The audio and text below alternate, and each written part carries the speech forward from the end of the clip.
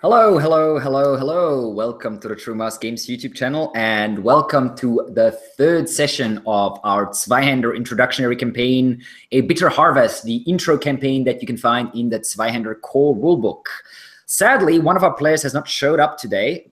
Hopefully everything's all right. Hopefully he will show up soon. Maybe he just forgot or, I don't know, miscalculated time zone differences. These things have happened before. But either way, we are jumping straight into the game, and hopefully Brandon and his character Gotrek will be showing up soon. So, our player characters have reached the village of Vorberg and have found out that the village is under threat of a group of mutant raiders or outlaws that have attacked a merchant caravan, basically, and are maybe getting ready to attack the village itself. This is a bit of a weird throwback, I suppose, for many people there, because a group of orcs of mutant raiders has attacked this village about 12 years ago or so, but were then scared off by the leader of the village and a couple of his companions, the leader being one Maximilan Steiger, and Steiger, I mean, sorry, who basically threatened them, telling them that the army is about to arrive to reinforce the village and they'll all be slaughtered if they don't flee. And the orc boss seemed to have believed that. He fled.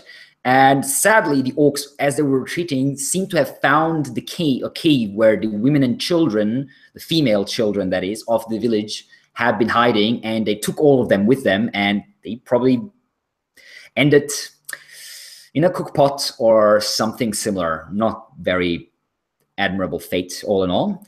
Nonetheless, that was 12 years ago. Most of the men have married again, and the village has returned to a more or less normal state of mind until recently, that is.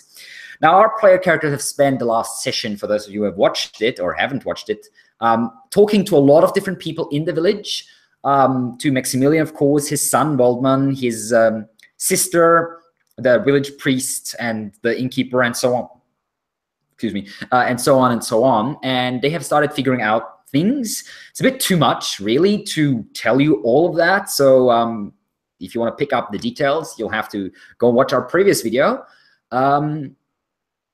Hopefully our player characters, or their players, I should say, still remember most of it. They have already started to, I suppose, be a bit suspicious about the motives and the stories of some of the members of the village as such. Nonetheless, after talking a lot, they spoke to Steiger, the richest man in the village, and his son Waldmann, and his master of arms, I suppose, a mercenary that he had hired, Andrei Kessler.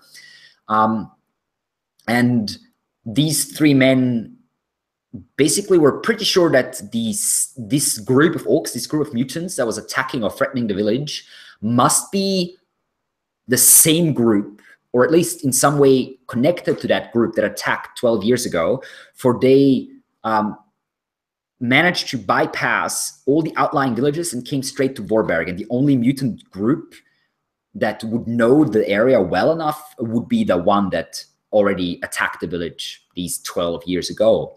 Waldmann, the son of the richest of Maximilan Steiger, is a fairly skilled tracker, and he knows the surrounding area quite well. And he says that the only spot where a larger group of enemies could be camping out of sight is at a cave that is on the summit of a hill, about a couple hours from the village. The hill is called the Horned Monk, where it has these two peaks that kind of look like horns at the top.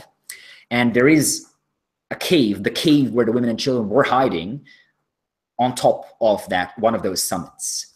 And Waldmann said that the best way to gather intel about their enemies is to lead a small group through a hidden, secret sort of climbing path on the other side of the hill and come up over the enemy camp and scout it from there to see how many there are, what their intentions are, and so on and so on.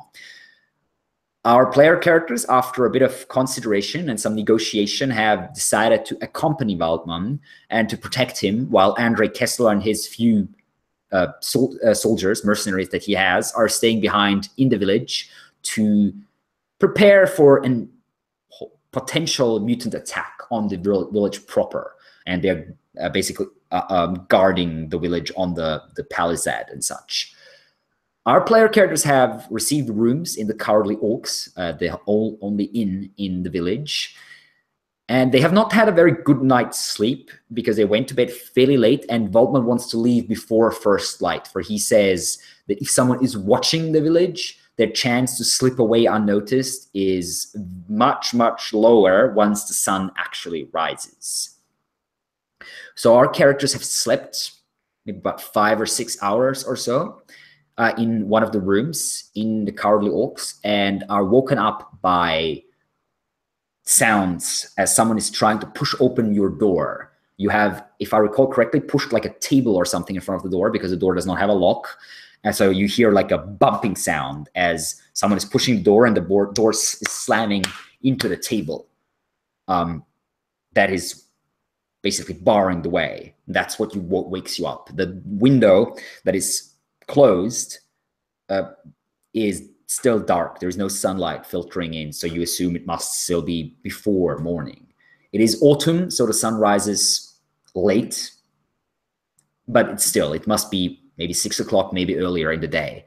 And as you're sort of rubbing the sleep out of your eyes, you can hear the sound of a voice, the voice of a man that you met before, Klaus, who's like a maybe 20-year-old, but he's apparently mentally not the brightest. I believe Garrett called him the village idiot, and he's working in the tavern as like a stable hand and whatever needed, really. So he's apparently trying to push open the door, and he's like, Waldmann said I'm supposed to wake you up. Come on, wake up. Are you still asleep? No, waking up. Waldmann's waiting downstairs. I've made you breakfast. He says you're supposed to come down soon. Okay, we'll be there right away. Do you need anything else? 2 hours longer in bed? I don't think that's what Waldmann says. You should come down now. Sort of still trying to push the door open. The door's sliding open a bit. He's a fairly muscular fella, so he's sort of pushing. He's sticking his head in now into the room. We'll be there in a minute. All right. I'll tell him. And he turns and his head disappears. You can hear him walking down the stairs.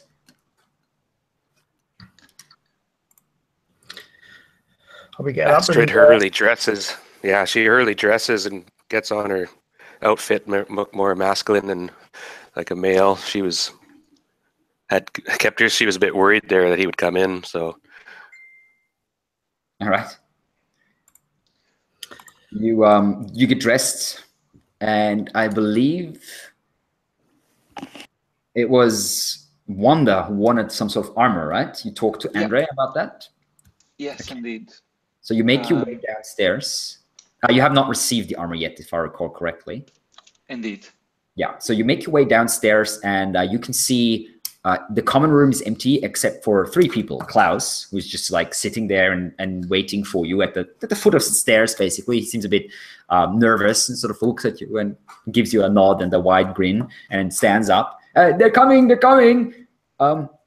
And you see Waldmann there and Andre Kessler, who are having breakfast with each other together in a corner table. And there's some like steaming tea and a bit of like cheese and ham chopped and some bread in front of them. And Andre stands up as you come in and says, good morning. You have requested some armor. Well, I found you the armor of one of my men. It will not be fitting very well, but it will do. And he points, and you can see there's a table on the side, and it's been sort of pushed back a bit, and there's a set of like leather armor, like a thick jacket, basically, a thick leather jacket with long sleeves and some graves, some of the like leg armor, basically, that's lying on top of the table. Okay, well, perfect. Thank you very much. This will be really helpful. Yes, well, better get changed quickly. I believe Waldmann wants to leave soon. Waldmann looks over at you and says, "Good morning. Well, we have a little bit of time for some quick breakfast, but yes, not too much. I want to leave the village before, as I said, before first light." He sort of pushes his hair back and fiddles a bit with that strange talisman that you have noticed before, him wearing before. And you sense that that's sort of a behavior that is picked up when he's nervous, sort of fiddling with that little amulet talisman thing. Andre says, "Well, good luck to you then. I hope you all come back safe." And he puts like a hand on Waldmann's shoulder, gives him a little squeeze, gives you a nod, and walks out.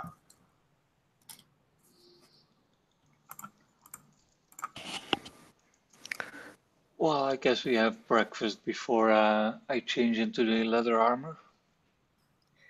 Whatever you prefer. Doesn't really matter to me, as long as you're ready within the next or so. Yeah, that's fine.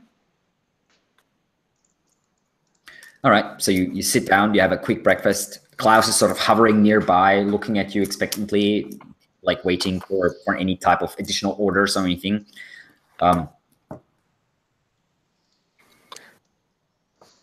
Would you by chance, Klaus, Astrid kind of perks up, by chance would you have access to a blunderbuss of some type?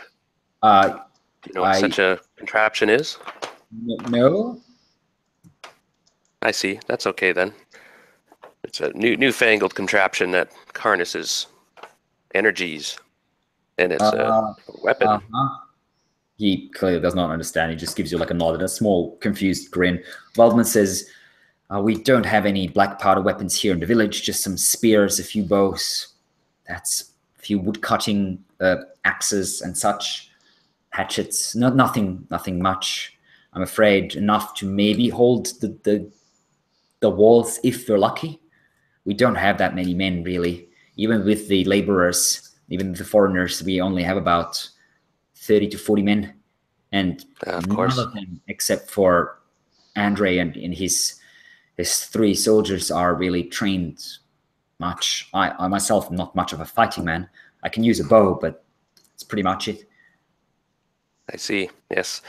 Sometimes private individuals might have a fowling piece or something too, but they're worth a lot. They're very pricey contraption. And he goes back to his meal, his breakfast, and thank you. Okay. And lights and smokes her pipe because she has bad lungs. She's supposed to smoke this kind of tobacco product. You take about 10-15 minutes to have a quick breakfast, and Waldmann then sort of peeks out the window and says, "We don't have too much time before the sun rises. We better get on the way. Are you ready?" Yeah, I'm just going to change into the armor then now. Yes. Give me a minute. Be quick about it. We'll meet up front. Okay, and Wanda rushes off with the armor to their room to change as good as possible. Yep. Do I have an opportunity to have a private chat with Wanda at some point? Probably. No. I suppose you could follow her when she is leaving to get changed. Yeah, I could say I'll help you with your armor. I'll get up. Wanda, if you don't mind. Oh, thank you. That's very considerate. And okay. So you guys go upstairs, hurrying up, and you start putting the armor on. None of you is very familiar with armor, but this is a fairly simple type. You just really pull it over your head, and then you sort of like pull it tight. Some leather strings on the side. That's all really there is. Mm-hmm. okay, well, I say, what do you think about this and that talisman again? And he seems to be in quite a hurry to get going. Yeah, well, I understand the hurry, because if we leave later, probably it will be full daylight when we reach the top, and they will be probably it will be easier for the orcs to spot us. So I guess that's understandable. I see. And he is really nervous. Okay. But then again, so am I. Yeah, Astrid is really excited and a bit scared. She kind of admits that to you, but she goes, well, then she gets you ready with the armor, and I guess we'll follow along with this then for now and bring back the goods to our boss perhaps later. Yeah, well, maybe we should pay a bit of extra attention to our company. Roger that. Keep Sounds good. an eye on them, yeah. Okay. All right, you return downstairs. Waldmann has already left the building. He's still waiting sort of at the front door of the tavern, and he's quietly talking to Klaus, who's sort of nodding and grinning a bit. And as you approach, you can catch the sort of the tail end of the conversation. Waldmann's basically saying something like, "You stay here. You hold position here. You're strong. You can help the people. Be brave, Klaus. Be brave. We'll be back soon, before nightfall for sure, and then we'll know more. Be brave." And Klaus is sort of nodding. And, yes. We'll defeat those orcs. We did it before, didn't we? Well, they won't be able to hurt me like they hurt my parents. Yes, we'll drive them off. I promise. He looks over to you and says, "You ready? Let's go." Yeah, Just we're ready. did I get the arrows I asked for? The extra arrows? Yes, that is correct. You asked for extra arrows, so you get like 10 arrows or something like that. Okay. Sure. You make your way. Waldmann is walking towards the sort of eastern side of the palisade. He does not make way towards the gate, which is on the sort of more the southern side of or actually southwestern side, I suppose, of the palisade of the village. And he does reach the eastern side. You reach the eastern side of the village, which is nearly completely quiet, except for a few people patrolling with torches. And you see there on the palisade up there is a man, one of the soldiers, Jürgen, one of the mercenaries that are working for Andre and I suppose Maximilan Steiger. And he is not wearing any armor, and in fact he looks at you, Wanda, and says, "You're wearing my armor, I see. Better make sure that I get it back." Yeah, of course. I intend to come back in one piece. That would be great. Now, Waldmann, the rope's ready. Thank you, Jürgen. Let's go. And you can see Jürgen has tied a rope to like the top of the palisade and pushed it down on the other side, so you can basically climb over the wall without any problems. Just using the wall. Waldmann goes first and looks up at the sky and says, we don't have much time. Let's try to get as far away from the village before the sun rises as we can. Come on. And he sort of slides down hand over hand onto the ground. It's fairly dark. There's no torches nearby, so you can only see like the silhouette of him standing down there, looking around. Okay, well, I follow. Okay, yeah, you can descend the rope without any issues. You don't need to roll for that or anything like that. And you gather at the bottom of the palisade now with Waldmann, the four of you and Waldmann. Yeah, Waldmann looks up and sort of gives a small wave, and Jürgen pulls the rope back up. Waldmann turns to you and says, "Now, us a couple hours to get to the hill, but I'm fairly certain that we should have enough cover on the way there if we get out of the immediate vicinity of the village. So if they're watching, hopefully they won't see us coming. If they're watching anything, they'll probably be watching the village gate. So let's try to stay away from that part. Come on, let's go." Okay. Yep, follow. All right,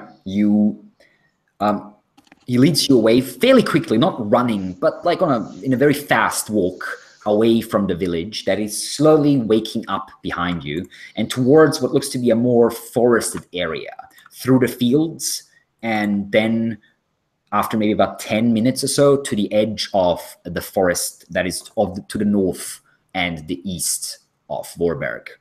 And just as you hit the edge of the forest, the sun slowly seems to be rising somewhere off to your right. There's a little bit of light now in the sky, and everything's getting a bit brighter. And Waldmann looks around and he points to the left, and you can see that there is looks to be a small hut, some sort of cottage, hidden away amongst the trees there on a small clearing just beyond the fields, like inside the forest. And he says, this is old Tom's cottage. Let's take a look if he's there. Hopefully he's already in the village, but I haven't seen him. Okay. Does the cottage look like it's been in any way abused? No, it actually seems quite well tended. I mean, it seems simple. It's a fairly small hut made of wood, but it seems fairly well tended. There's like a small fence around it, maybe about chest height, fairly beautifully carved. There's like a few, what looks to be like a small herbal garden on the side. There's no smoke, however, rising from the chimney, nor is there light in the windows. Any tracks visible? It's a bit hard to make out because there's still not that much light, and you're obviously not carrying torches, not lit torches or anything like that. But you can give me a survival check. Okay.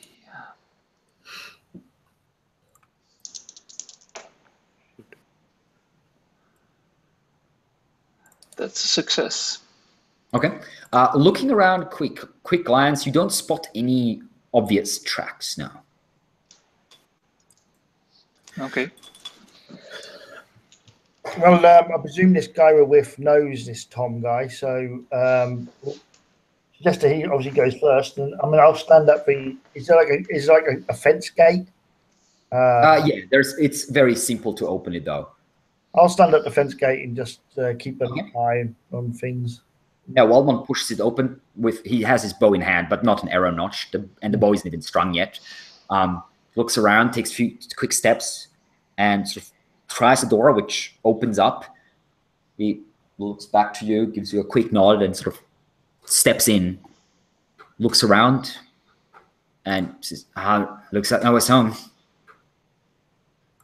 Hopefully they made it. I don't see any signs of trouble, although it's pretty dark in here, but we'd rather not risk lighting any torches or anything. Well, hopefully old Tom and his wife made it beyond the walls. Let's go. Okay. All right. So you now trudging through the forest as the sun is slowly coming up and casting its rays, which are hardly sufficient to really warm you over the land. The forest itself is still wrapped in thick shadows, but it's just enough for you to see. Waldmann seems to know the area fairly well, from what you can tell.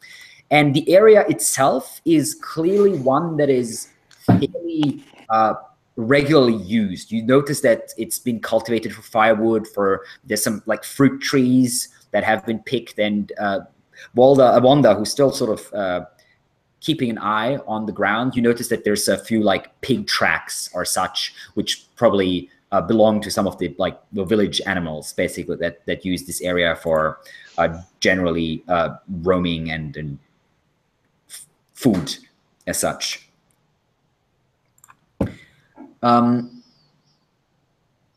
Waldmann goes, of course, first, and he's following some sort of trail that leads into the forests, and you obviously are free to be in any order as you like behind him.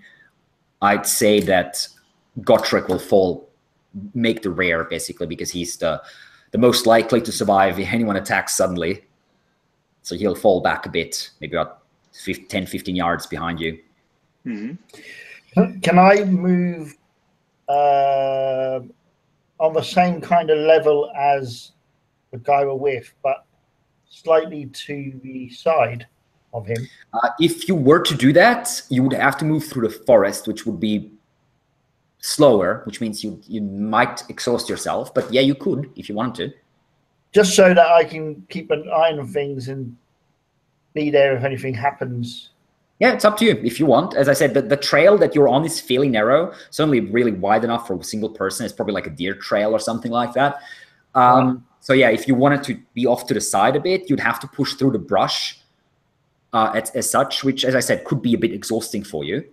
But Yeah. that's if you want to do that, you can certainly do that. Yeah. Well, I mean, I'll carry on as we are, and if I sense anything, then I may move off into the brush, into the forest, just to know that that's a possibility. That's what I'll do.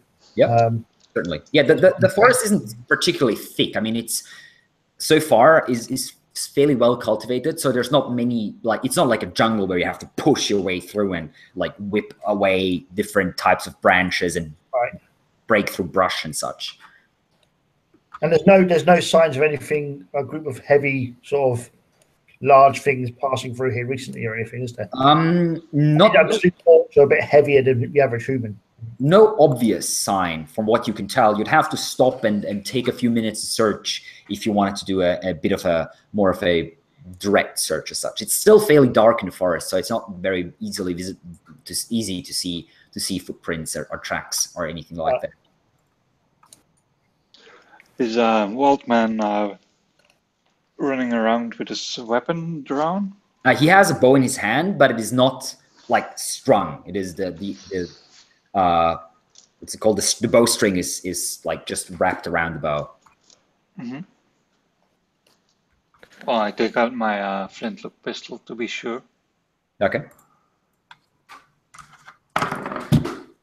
Waldmann does, like, at one of his backward glances, does notice your pistol, and he falls back a bit and says, "That thing is pretty loud, isn't it? So better make sure to use that only in the most dangerous of circumstances. You might bring down the whole band on us if you use it." Yeah, you're right.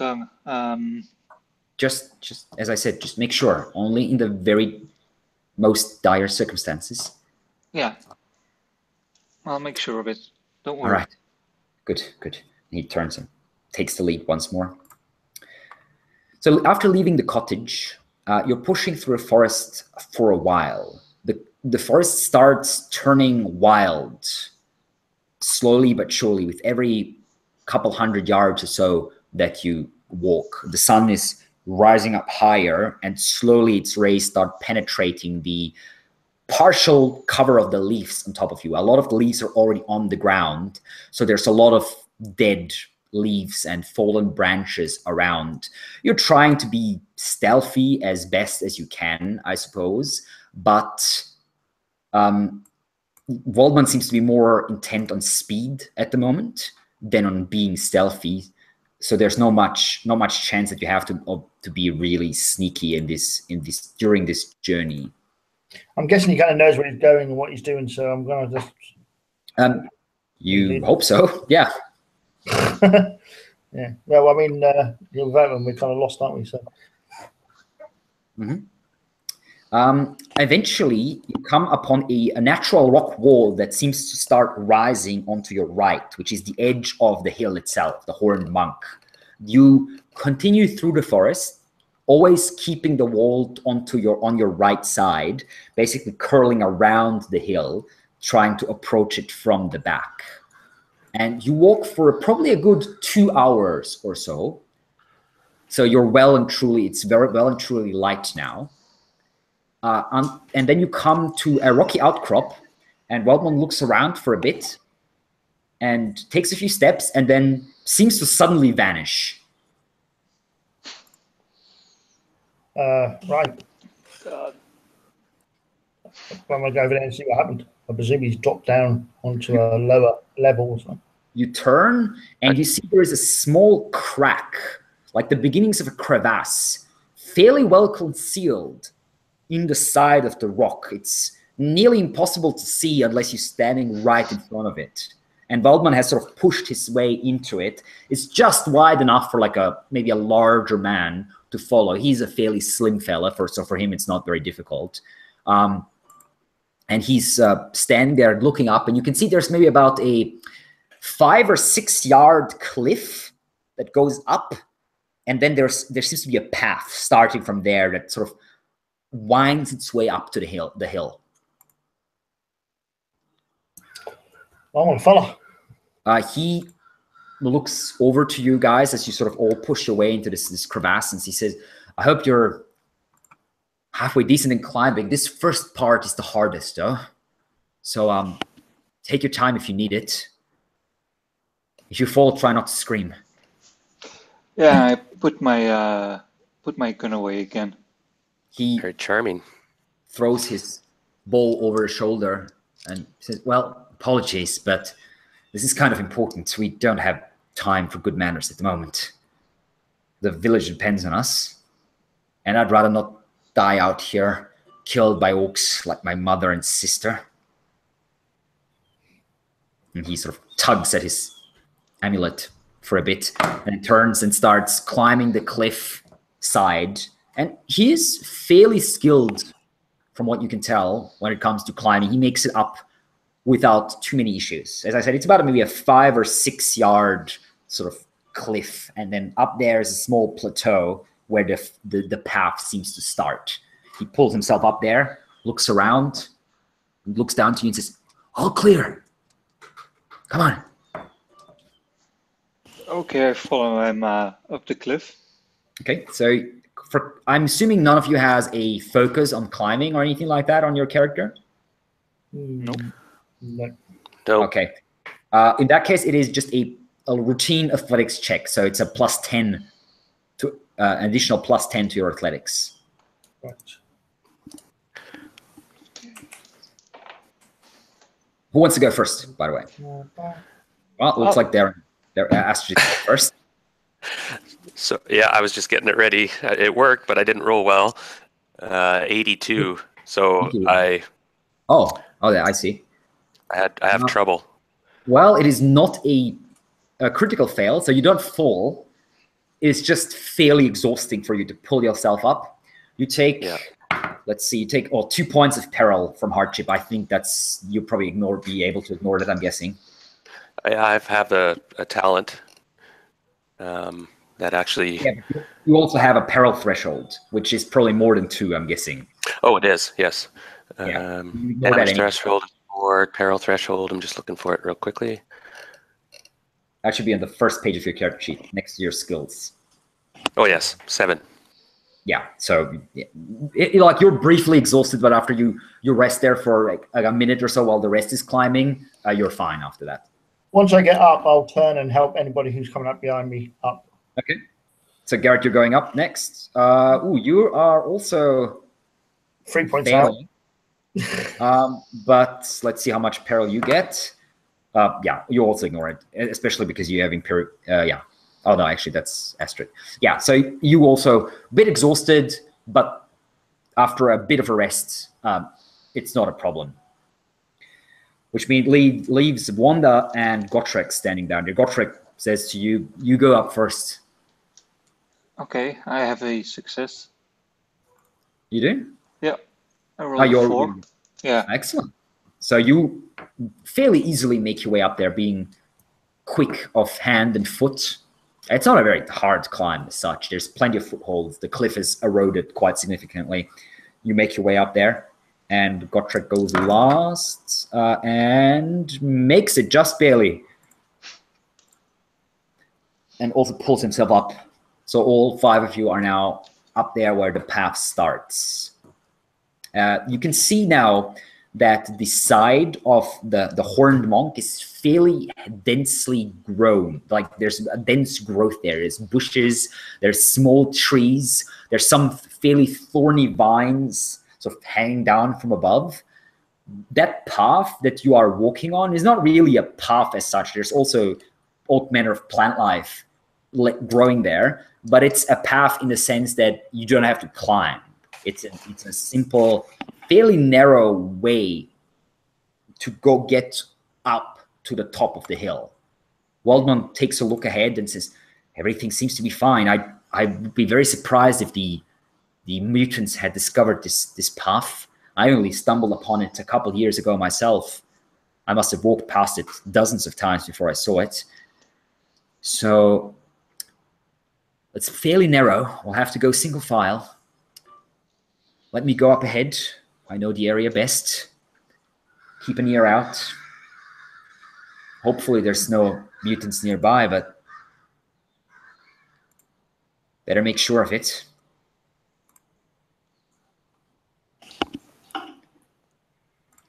Okay. If you want my advice, keep one hand to the cliff on your left. That will make it much easier for you. And he demonstrates himself by holding his bone one hand and sort of holding the other one on the side and just gripping onto any type of a root or vine or branch that he might be able to get a grip on, and sort of pulling himself along in that way. Interesting. So Astrid is going to kind of looking down the edge of the cliff. She kind of hovers around Wanda and follows orders. It kind of grins up at Wanda in a bit of excitement, but she's going to take a minute to look around to see if there's any tracks or sign of just out of curiosity, even like what sort of trail this is. Just a game trail. You don't think it's a game trail. You think it's part of a natural erosion of the hillside. Maybe like there was like a minor landslide or something that partially formed this trail. It looks, whatever formed it was a long time ago, though. Dozens, maybe hundreds of years even. Give me a survival check. It is now fairly light. It's morning now. Well and truly the sun has risen. So there is no more difficulty in reading tracks as such, or at least finding them. So just no modifier? Yeah, exactly. Okay, Astrid kind of shrugs and doesn't really notice anything out of the ordinary. Kind of looks at Wanda and I guess we follow the big guy for now, eh? I suppose. Yeah, I don't think there's any other way we can go now. Are you going first, Astrid? Yeah, I could be somewhat sneaky, move ahead with the guy was leading. Was he still taking the lead? I kind of watch. He wants to keep going. Waldmann has already like moved away about 20 yards. Walking slowly, but determined. Determined. Oh, okay, so I'll follow. I'll follow up, of course. So you want to go motion? Yeah. Okay. And I follow Astrid. Okay. Let me just try to fix my camera real quick. It's getting a bit dark in here. Is that a bit better? Oh, it's a bit too light. No, that looks fine. Yeah, it's good. Should be a little dark. All right. That's better. Yeah. Okay, excellent. So, so we have Waldmann up first, and then Ruprecht / Astrid is second. Who wants to go next? Wanda, was that you? You said third? Okay. Which then leaves, I suppose, Garrett as fourth and Gotrek in the last, at the last. So what do you want to have in your hands while you're climbing? Are you following Waldmann's example, keeping one hand to the cliff, or do you want to like wield multiple weapons or anything like that? I'm gonna probably have my bow unstrung and use it as a kind of a staff, I suppose. But I will have my hand on the cliff face. All right. All right, the rest of you. Alfred rapier will be in my right hand and left hand, following his advice. All right. Yeah. If Wanda also follows the advice and takes the her stiletto. All right. In the other hand. Excellent. You start climbing using one hand for balancing and gripping purposes to steady yourself. It is now approaching mid-morning. The weather is getting a bit warmer. The slope is steep and fairly uneven underfoot, since most of you, except for Garrett, are fairly inexperienced when it comes to the outdoors. You will be slipping quite regularly, and the path is fairly exhausting. Waldmann is pushing a fair bit. He says that he wants to be up the hill in under 2 hours if possible. The path seems to be quite long and winding its way all the way up the hill. So he is putting ahead quite a bit of tempo.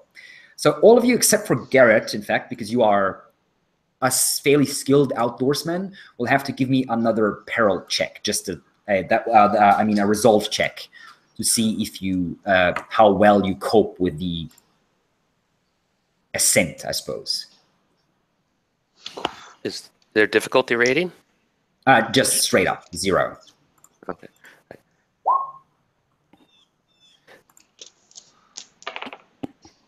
All right, that looks like a success. Was that Astrid? Yeah. Astrid, yeah, she muscles through it and kind of just like, yeah, pushes on, skins her foot. Come on, let's go. Wanda also succeeds. So you're determined. It's a tricky path, unusual for you especially, because as I said, you're not used to trudging through the wilderness, but you grit your teeth and you are soldiering on. Waldmann actually gives you a pretty slightly impressed nod during one of the short breaks that you have every about 15-20 minutes or so. And yeah, you are continuing up and up the cliff. It's a about a good hour of hard scrambling, and then Waldmann stops you, and you're already fairly high up now, and he says, we're not far away from the tree line, maybe about 200 yards or so, and just beyond that is the ridge, and from there we should be able to see the camp if it's there where I expect it to be, but I'm pretty sure that the mutants will be camping in and around the cave. So we'll have to be extra careful from now on. No kicking down rocks, stumbling or crying out or anything. But you've been doing pretty well so far, I have to say. So let's keep it like that, shall we? Okay. Okay. It's not much further then.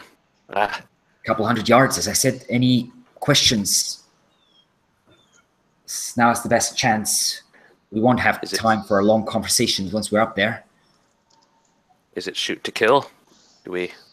Wait, what? No, this is a scouting mission. We're not here to take on the whole band. It must be dozens of them probably up there.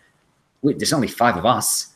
Right. And I mean, only one of us really looks like a decent fighter. And he sort of gives a quick glance at Gotrek, who sort of shrugs.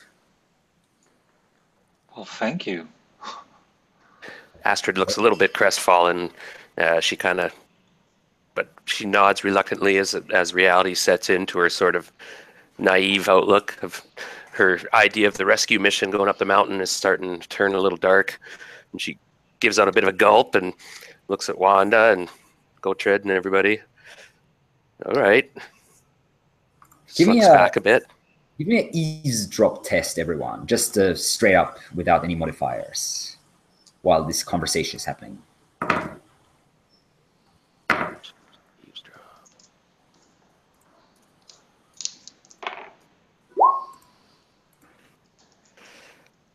Okay, that's definitely a fail.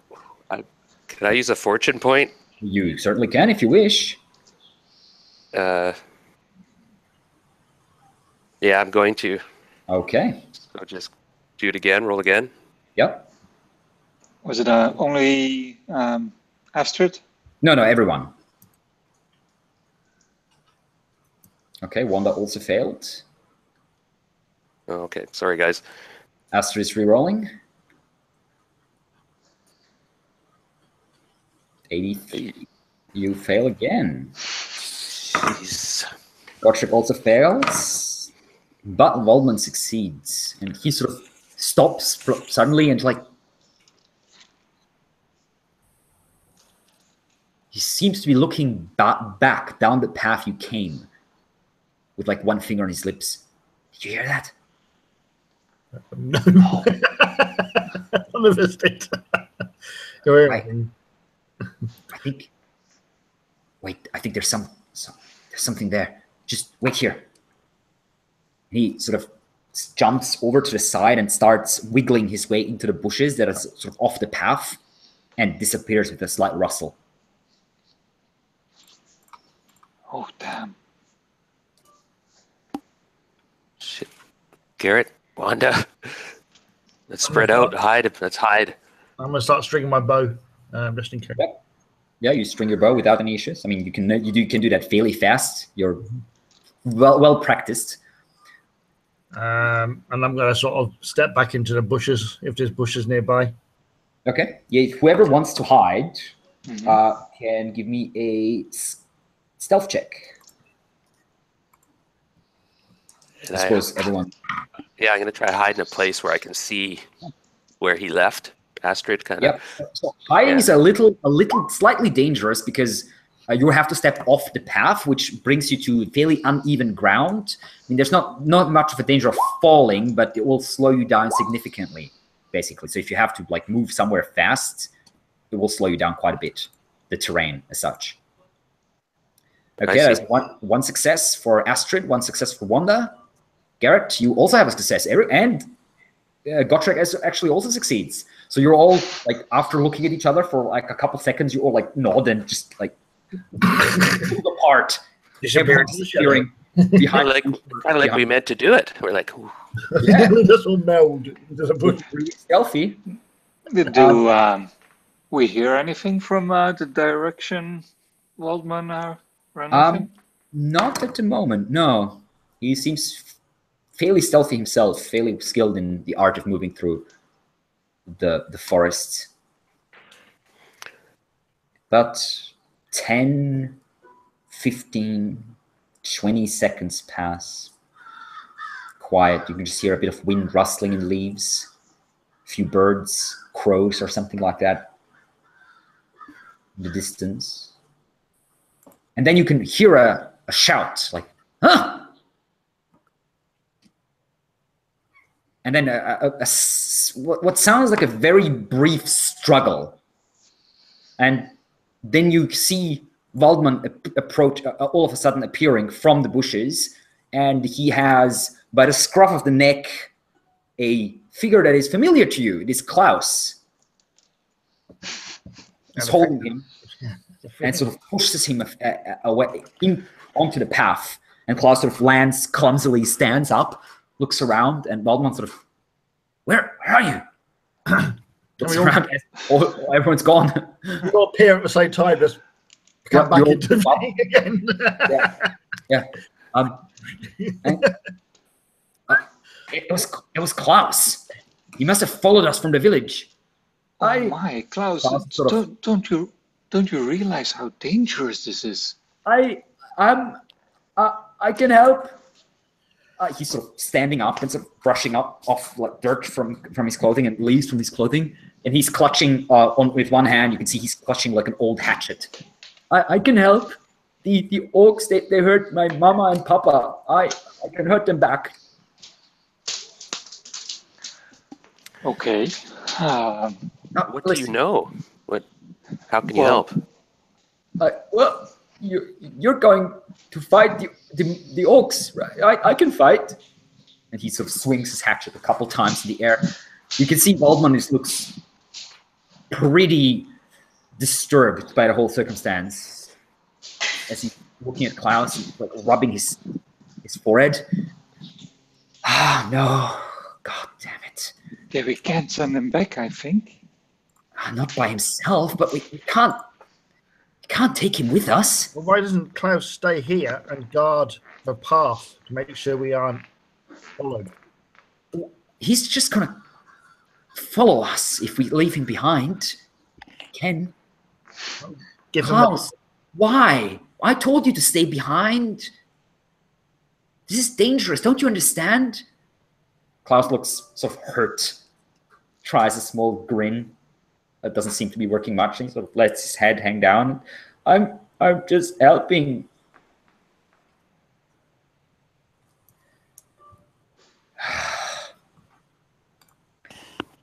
Any suggestions?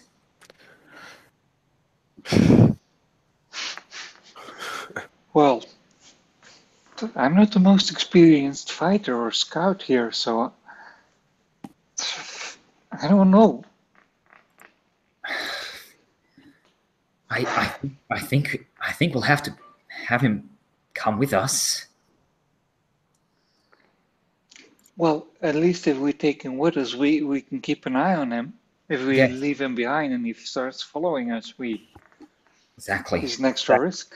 That's exactly what my thoughts are as well. Klaus, you should have stayed in the village.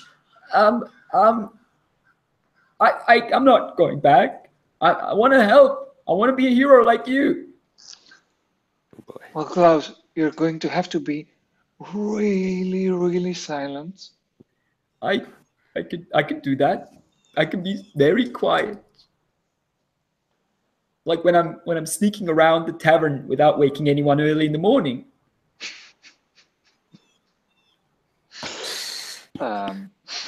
That's put it mildly.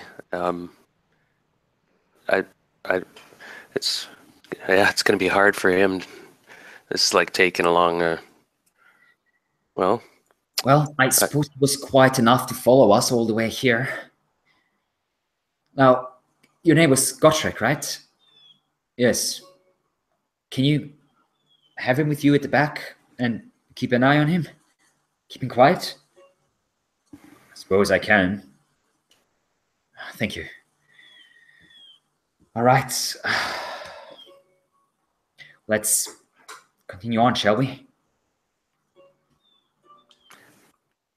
carry on then. Yeah, let's get this over with.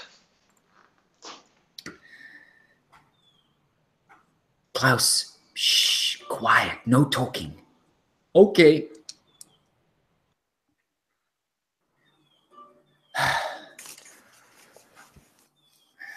You ready?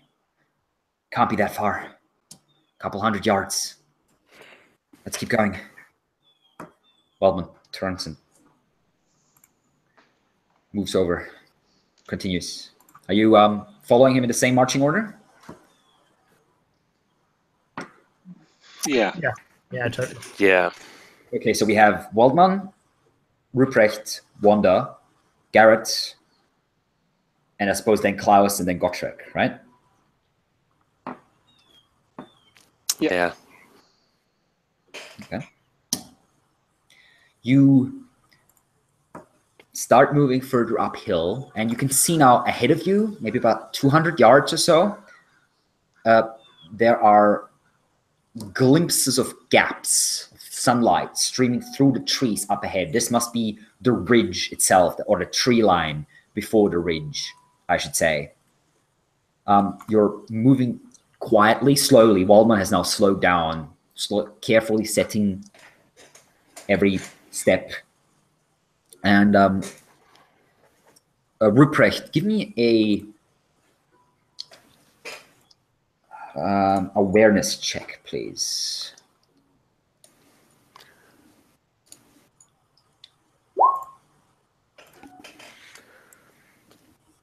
She's not very aware of her surroundings right now. She seems to be distracted and kind of by Klaus and worried about Okay. that, I So suppose.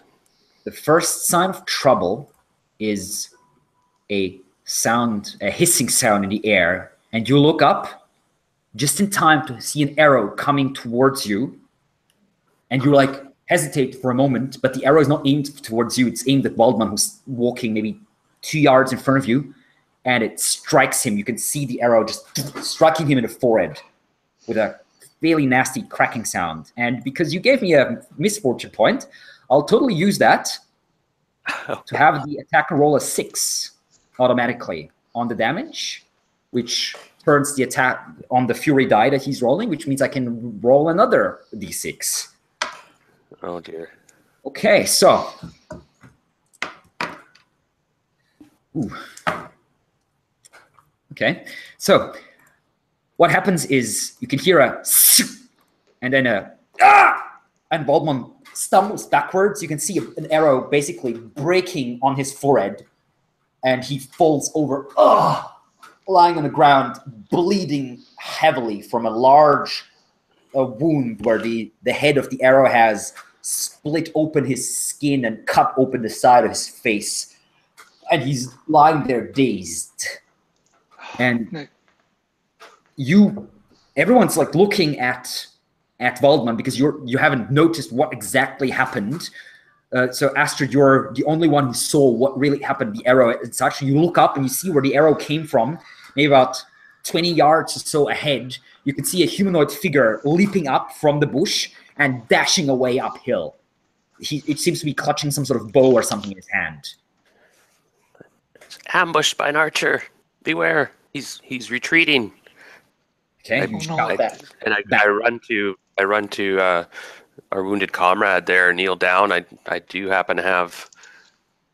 They did teach me some healing at the nunnery. It's part of my background. So I try to assess him and pull him to cover. Okay. In case there's more so you archers, I drag. Come, hang in there. Waldmann, right, and trying to drag him behind a bush. What's the rest of you doing in this moment? I'm leaping into stealth mode and basically getting into cover. I want to kind of see if there's I want to be aware if there's any other threats. Okay. That would be a awareness check. Do you need me to do a stealth check as well, or? Just do an awareness check first, and then we'll do the stealth check. Yeah, you would have to roll both. Yeah. Yeah. Let me just find my awareness. Oh my God! He's going to alert all the rest of them. We're screwed now. I talked to that's the name, Gertrude. I say, just hang in there a minute, and I assessed. Is he conscious, like, and with me? He's conscious, but he's like dazed from the impact. Yeah. He seems like semi-conscious at best. He's just like stumbling basically on the ground. Well, I don't see anybody around, so I'm still jumping into the bushes because I'm not taking any chances. So I'm getting into cover. Okay. Basically, as best I can in order to hunt these things down or surround them or do something, flank them or something. Okay. So I do my stealth. Yep. We're in rural environment, aren't we? You do catch, yes, you are. You do catch sight of a figure running away, a humanoid figure, as I said, with sort of dark hair and clutching a bow. But that's the only one you see, basically. So you're not sure if you just didn't see the others or if it's just a single attacker, maybe some sort of guard or scout or something. You stealthing? Yeah. Yeah. Okay. What is Wanda doing? Well, I was also going to see what happened exactly to Waldmann. Okay. So you move towards where Ruprecht is crouching over the bleeding body of Waldmann. Yep. Okay. Let's see if I can help with anything. Klaus will run up the path, following the figure with his axe in hand, full on sprinting, even though it's a bit dangerous to do this on this tricky undergrowth. But he seems super angry at what happened to Waldmann. You can see like his teeth just grit in his face, starting to turn red as he runs past you. And he's actually pretty fast. Running up. He might not be the sharpest arrow in the quiver, but there's nothing wrong with his legs, apparently. Gotrek will go like, shit, and just charge after him, basically. Although not doing quite that well. Not as well as Klaus, anyway. Gotrek is armored after all, whereas Klaus is just wearing clothing, basically. So Astrid, you see Waldmann he's not deadly injured, like he's not about to die, but there is quite a bit of blood, and it looks like he's knocked out for a bit at least from this arrow. It was a pretty hefty, like the arrowhead hit him in the forehead, broke off, sort of ricocheted off to the side, but ripped open his skin and his muscle all the way to the skull. You can catch a glimpse of his bone through the cut. Now, I did roll to see if I could bind the wounds. You But did indeed. That was a, where is it? The heal check, but you failed. yeah, So you're just sort of just pressing some sort of piece of cloth on the wound, but it doesn't I seem can't to stop it, and I'm kind of it keeps opening up. So I'm gonna have to stitch it or just wrap it heavier. It's gonna take me more time, I guess, or I'm not sure what I'm doing wrong. I'm just getting a bit frustrated and just said I need more bandages. And I All right. do you have any? Do you have a thread and needle? Now is the time to roll initiative, ladies and gentlemen.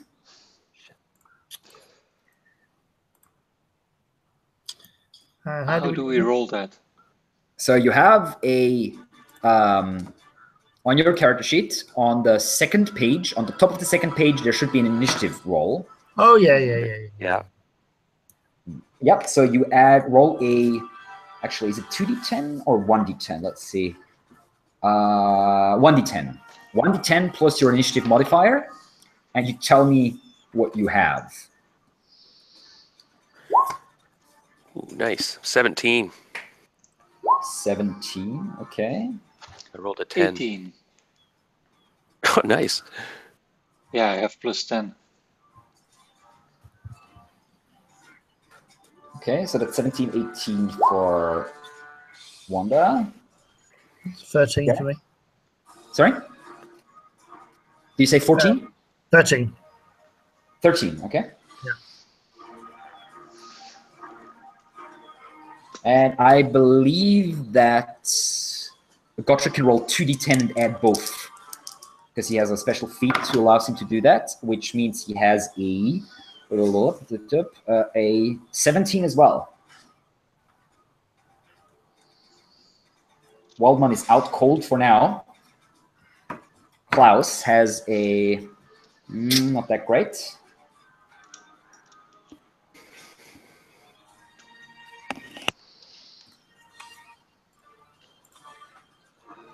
And the attacker has. Okay. All right, so we are starting with Wanda, who is up top of the initiative order. What do you want to do? Are we under So attack again? Did anyone appear or something? Or Not as far as you can tell. No other arrows have flown. You can just see Klaus and Gotrek. Klaus up ahead, Gotrek a bit behind, so stumbling over roots and loose rocks and such, running up the hill, up the path, and you can see another figure sprinting, running away up the hill, a little ahead of them, maybe about 10 yards away from Klaus and about maybe 25 from you or so.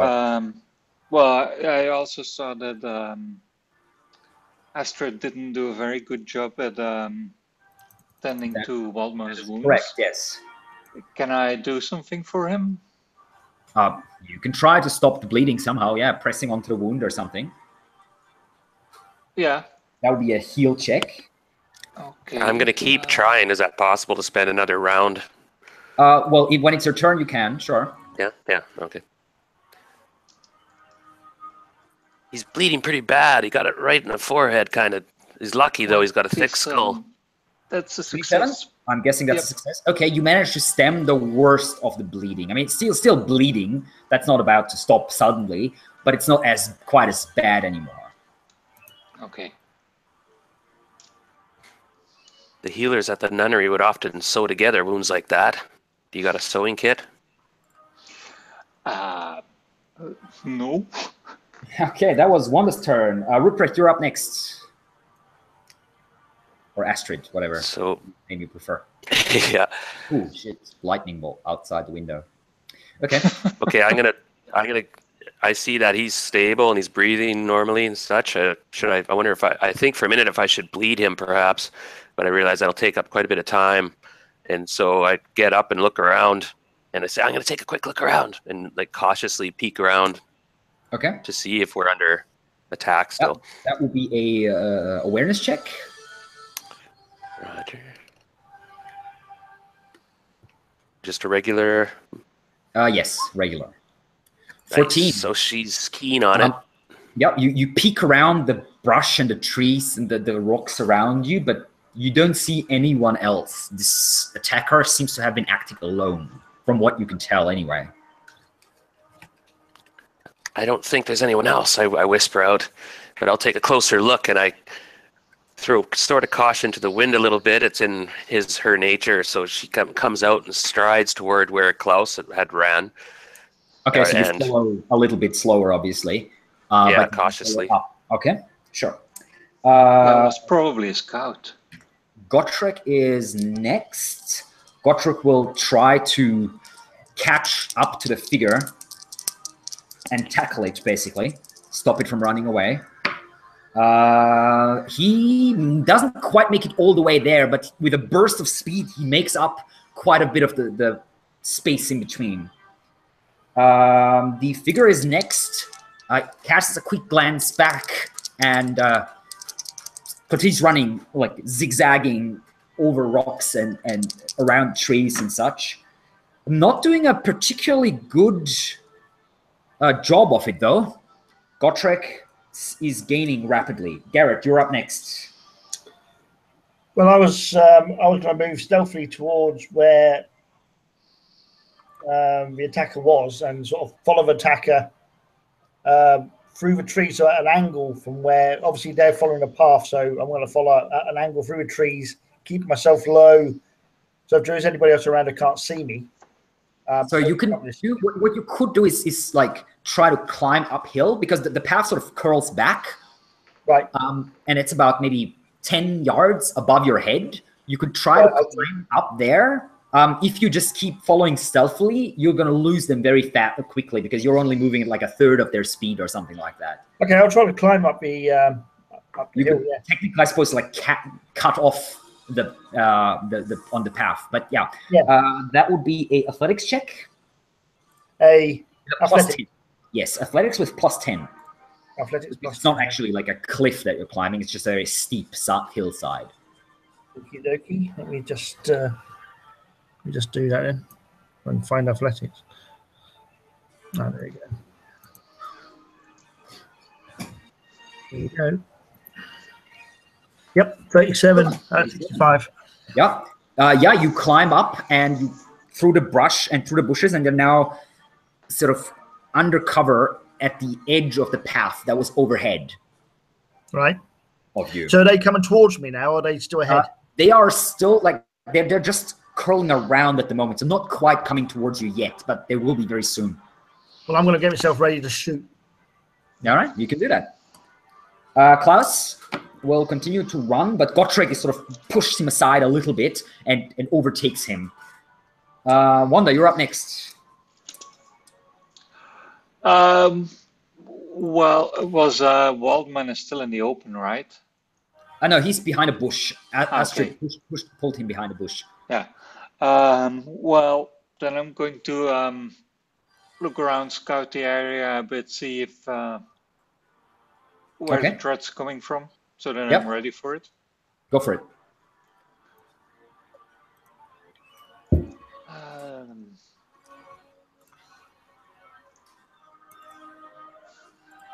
It's probably a fail, right? 61. 61. It's awareness, right? Yes. Yeah. Okay, 58. You're not sure. Everything's going on very quickly. You look around a bit, but nothing to be seen. Okay. Okay. That's it, right? For my... You can do something more if you want. You have 3 action points technically every turn. I'd say like looking around is maybe, say, 2 action points if you want to focus on that. So you have 1 more, so you can draw a weapon or move a bit or whatever you want to do. Yeah, well, I'll try and take a little bit of cover. Okay.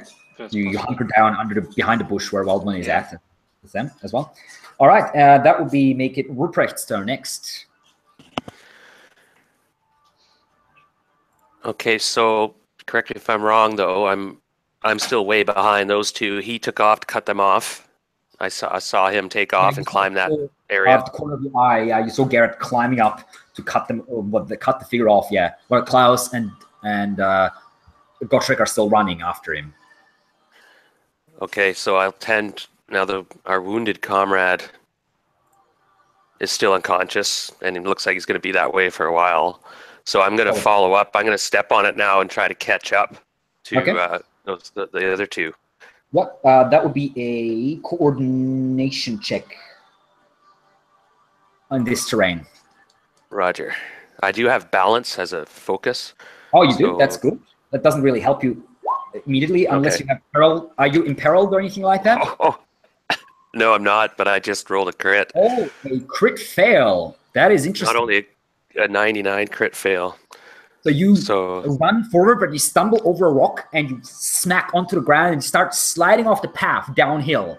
You manage to catch yourself just in time, but you take 6 points of peril. Okay, so I don't go to the... That's just under my threshold is 7. Okay, so you do not take any peril then. You stay calm mostly while you're on the ground and like... Yeah, I'm just like, I slide off. A rock went out from under my ankle and I didn't read it correctly and I bounced to the side and fell on my side heavily, scratched up my leg and knee badly, but not serious damage and kind of, I'm dazed and get up, sort of try to recover. Right. Yep. That is your turn. I'm assuming I made a lot of noise though and stuff. Well, that's okay. And the figure continue running now around the bend. Gotrek is only a few steps behind the figure, and they're now both coming towards you, Garrett. And it is your turn next. You see the figure itself is dressed in what looks like fairly simple leather clothing, a powerfully built figure that looks like a teenager, really, but the head looks slightly misshapen. That's all you really get at a quick glance. Okay, then. Well, either way, I'm gonna fire. All right. So you have 3 action points.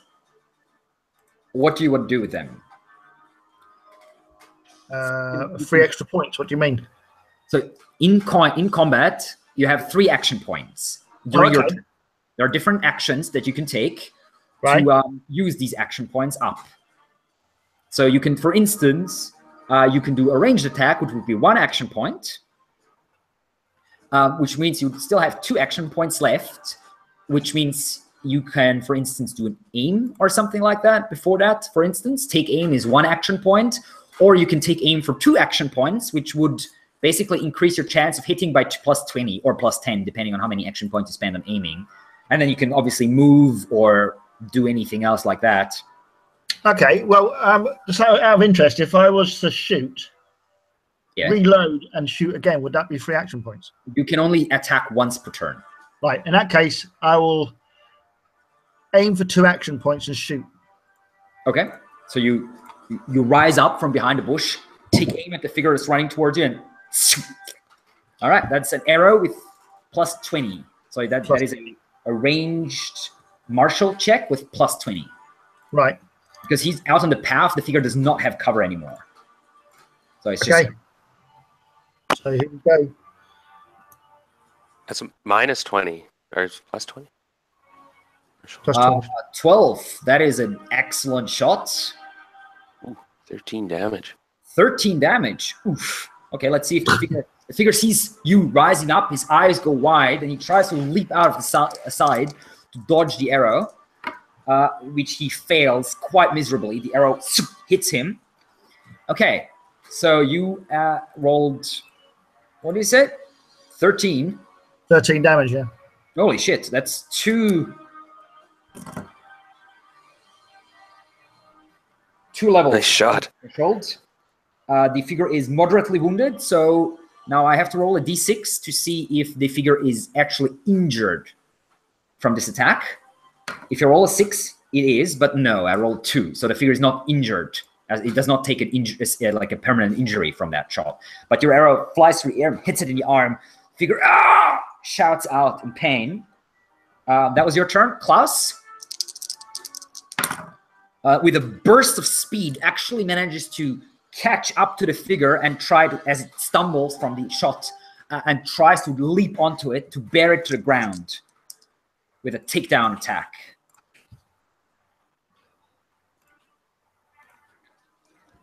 see.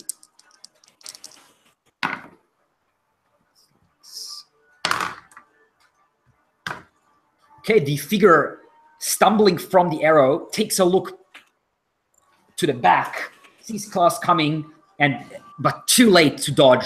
And Klaus collides with it, and they both go down in a tumble of limbs on the path.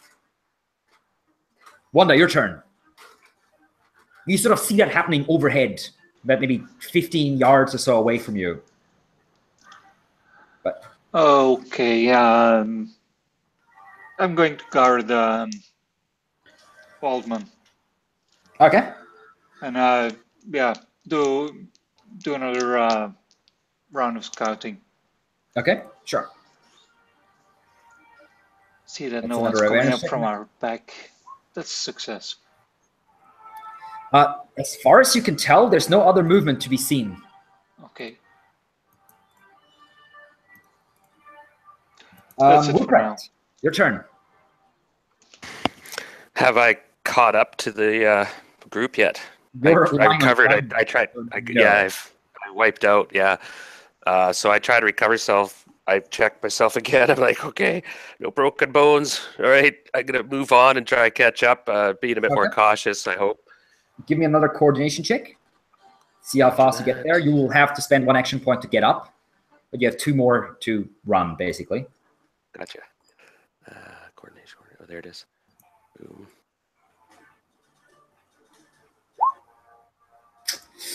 Well, you're not particularly fast. Maybe getting a bit too cautious now.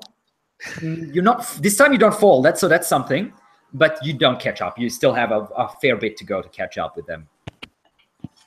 It is Gottschalk's turn now, however, and he will sort of shout out to you, Garrett. What are we doing with this one? As he runs up. Bind him.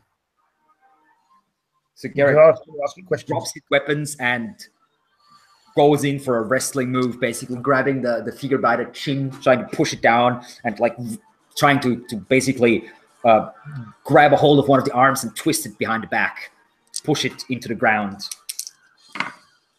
which is a chokehold attack, which is all cool things that you can also do, of course. In fact, let me share 2 links with you guys real quick. I hope they work. I'll copy them into the Roll20. I hope the links work for you.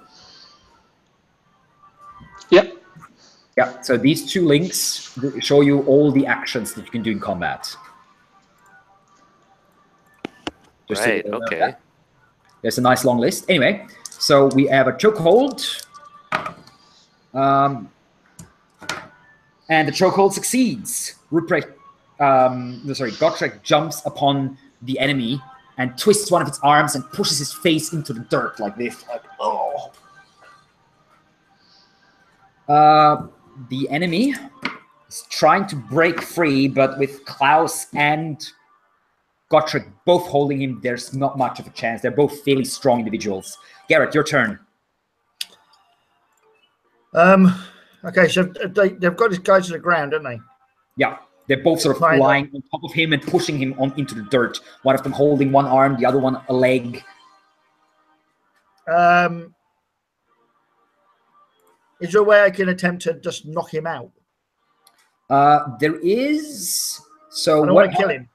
How that works is you can do a knockout attack. If you look at the link that I sent you, the first one. Knockout, yeah.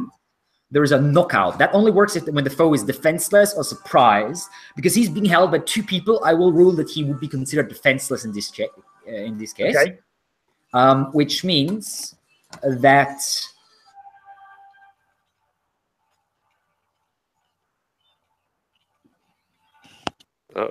you have to roll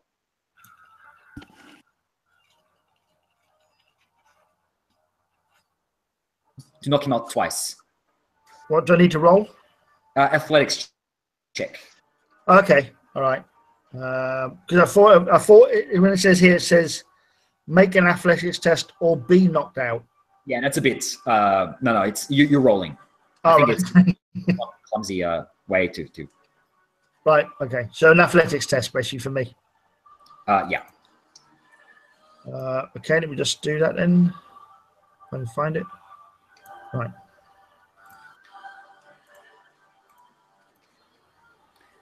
Uh, 65 is not. So you basically run up and you. What do you want to do? Like to knock him out? Well, I was basically going to run up to him and bash him on the back of the head with me, me bow, really. Just All right. So you run up and smacking down onto him, onto the side of his face. But he's still conscious. The old rock in the head. You can do one more if you want of those. It's not pretty. I can do another one. Down. Do you say I could do another one? You can. You have 3 action points. You used 1 to move up to the creature. Okay, I'll try. Yeah, okay, I'll try and knock him out again. Yeah. We need to get him to stop wiggling, don't we? Really. Okay, I'll be a bit more precise by using an action point, if I can, like an aiming knockout, if you like. Yeah. So can I do that? You don't have enough action points to aim in this turn. Oh, okay, right. Okay. Anyway, I'll knock it. I'll try again. I'll attempt to knock him out. Oh, for crying out loud. Nope, no chance. Klaus will grab his hatchet and start smacking it into the enemy who's on the ground. Whoa. Yeah, I'll let him get on with it. Yep, that hits. And the enemy is on the ground, which means he suffers additional damage.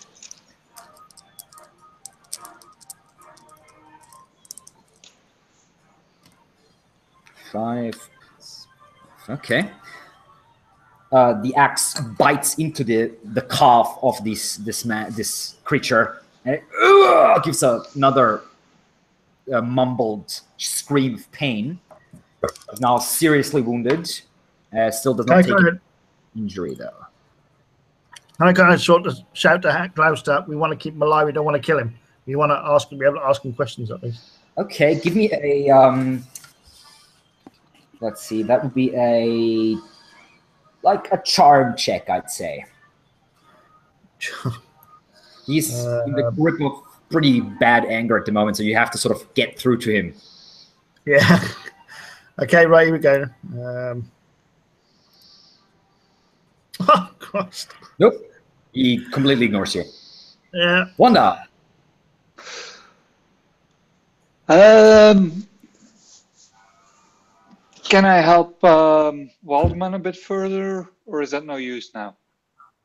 I mean, you're not really a trained healer, and you No. don't have any healing utensils, so the best you could do is just stop most of the bleeding, which you already did.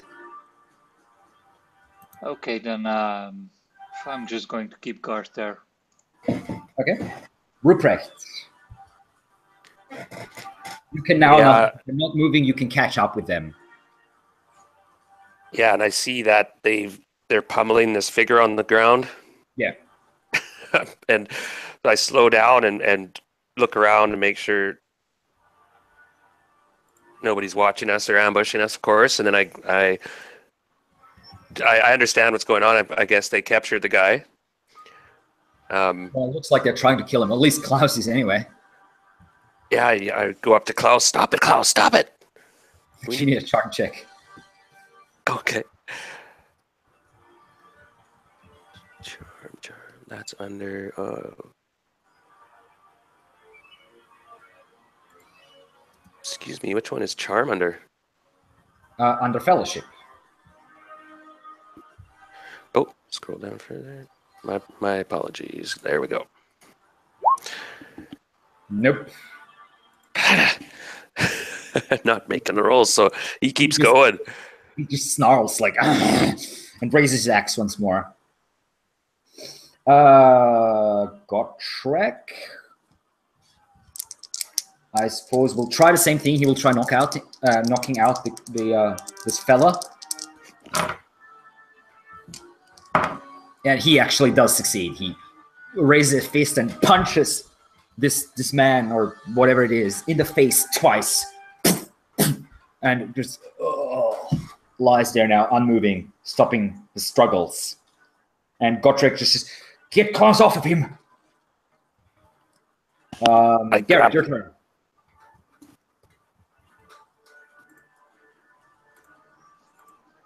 Garrett? Yep. Your turn. Is this thing still struggling then, or is it knocked out now? No, it is not knocked out. All right, okay. Well,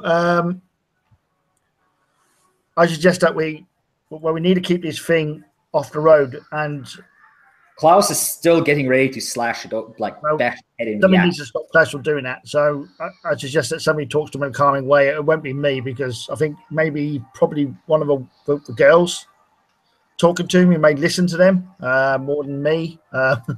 And they can do it in a calming way, whereas I think one of us needs to go out and find where this thing was headed and to see if there is a camp over the ridge, which is what we came here to do. And I suggest that I can use stealth to do that. You're still in combat technically, so... Well, if this thing's knocked out, then I'm guessing that we do need to find out. There's my intention is to find out there's a camp and how big this camp is. Okay, so you can first primary objective, and after that, get back to the village with the body of this thing and also our fallen comrade. Okay, so you continue up the ridge, basically. Yeah, I guess you want to see what's up there and how big this camp is. Okay, it's still about maybe 150 yards or so away, so it's a fair bit to go where the top of the hill is, so to speak. Well, I'll be moving up anyway. Okay. If Gotrek needs to come with me, then he's obviously welcome. But we will continue attacking. Oh, now the enemy. Can I intercede? Can I jump on him? Grab on his arm? Tried, so you failed. Yeah. So you're still in combat, which means you can do it on your next turn, but now it is his turn. You were talking to him, but he just snarled at you and brought down the axe. Okay. That is a lot of damage. Not quite enough to kill this figure, but not far off. It is now bleeding heavily as Klaus smacks it in the side. You hear a rib cracking under the blow of this hatchet. A bit of blood now. This figure is grievously wounded. Wanda, your turn. Assuming you're just staying with Waldmann so far? Yeah, indeed. Okay. I'm going to look around again, see if anything's happening. Otherwise, seems to be nothing else happening. Okay. You're pretty sure if there was another enemy, it would have shown its face by now. Ruprecht and Gotrek. Gotrek sort of looks to you and says, "Let's grab him," and sort of jumps Klaus. Yeah. What do you want to do? I help. Yeah, I help Gotrek, and I say this is a problem. Klaus, we can't control him.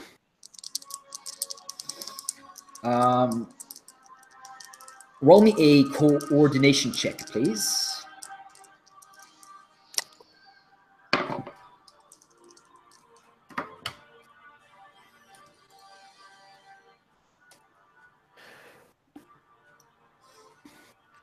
Okay, it's I'm not doing much good. You're obviously not helping much. However, Gotrek is luckily a bit stronger. He tackles Klaus down and pushes him to the ground and like holds him there. Klaus like flailing and let go, I need to kill him. But Gotrek managed to basically sit on Klaus and hold him there for a bit until Klaus sort of calms down a little bit. He's still agitated, his eyes wide, and he's sort of shaking. But at least he's not resisting anymore. Gotrek is like, I have him here. I have him. Just like holding him down there. I look to the creature you said was a creature. Now, is this one of these mythical orcs? Like, I look at it and wonder, I look down and discover that this thing wasn't a human. So you see what at first glance looks like a human teenager. Maybe about a boy of maybe 15 or 16 years. However, his skin is fairly sallow and his heavy brows are topped by a sort of sloped forehead, which in turn turns into a head of sparse, very greasy black hair. He has a pronounced underbite, so that there's two overly large, slightly sharp teeth poking up over his top lips. His nose is more snout-like, and he has deep-set black piggish eyes. However, he doesn't look as different from a human as you would have maybe expected, as this unconscious face with a swelling on one side and an arrow still sticking from one of its arms is lying there with the eyes closed. Okay, bleeding. I mean, it's fairly heavily bleeding. Astrid is fascinated, but and she's quite young, and she's watching. She's kind of all at the moment. All she can do right now is to make sure that it's not gonna die. She's gonna use her healing. Okay, go for it. And I cannot roll. Well, I'd say that's good enough. You've only failed by 2%. So it's not the best job you ever did by any means. But like with applying some pressure to the wound, especially the one in his side, you managed to, maybe even using his own like clothing or something that you cut open with a dagger, you managed to stop the most of the bleeding. You do realize that this, like, he's not going to be unconscious for long. He's already starting to stir while you're finishing his tie him up. Let's tie him up. So I have rope. Gotrek is just like a little busy here as he's still holding Klaus. Tie him up too. Yeah. And so I do a sloppy job. I wrap and I just grab a rope quickly and I'm gonna try to bind this guy, this thing as best I can. I only weigh about 100 pounds. So how do you want to bind him? His hands, his feet, both? Both. I'll hobble his feet so he can move them only about 15 inches, and then his hands will be tied behind his back. Okay. Roll me a. Let's see. I'd say that would be a coordination check, if anything. Okay. Let me see. Yeah, I'd say that's the most. And unless you say otherwise, I'll assume that there's no modifier from now on, unless you say other. He is unconscious, so because he's not resisting, I'll actually give you a +20 on that. Okay. Now, this should add. Oh my god. Well, you bind him. You're not quite sure how well of a job you did with it.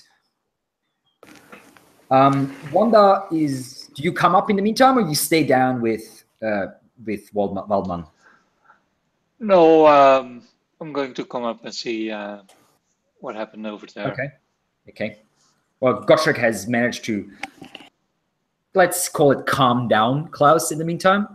He's like taken away his axe and pushed him a bit to the side, and Klaus is just like sitting there and staring at the unconscious form with anger in his eyes and just like holding himself like this, breathing heavily. He does look up, however, as you approach Wanda and says, Waldmann, is he all right? Yeah, he'll make it. Don't worry. We need to kill this mutant. No. First, we need to find out some information from him. We need to know how many there are and stuff like that. You know? He can help us first. And then you kill him. Okay. By the way, Ruprecht, while you were binding the wounds, as you're sort of standing up and after you've did the best you could to bind this figure, you do see that the front of his sort of leather jerkin that he's wearing is torn open, and your sight catches something glimmering there. And as you look closer, you see that this figure is wearing an amulet, a talisman, that's very similar to the one that you saw in Waldmann. If you recall, there's like these two different colored. God damn it! I always forget the word. What's the word for a string made of metal? Necklace, like a string made a chain. No, not chain. It's wire. Cable. Wire. Yes. Wire. I always forget that word. I don't know why. I'm sorry about that. So it's made of two different colors of wire, like a silverish one and sort of a copper or something one that are intertwined to form a vaguely humanoid figure. Ah, well, that's interesting, isn't it? And that's definitely something we can discuss when we get them both back to the village. Anyway, Garrett, you have gone off ahead, right? Yeah, I want to see what this camp was like, and I want to basically fulfill our mission, really. So give me a stealth check, please. Okie dokie.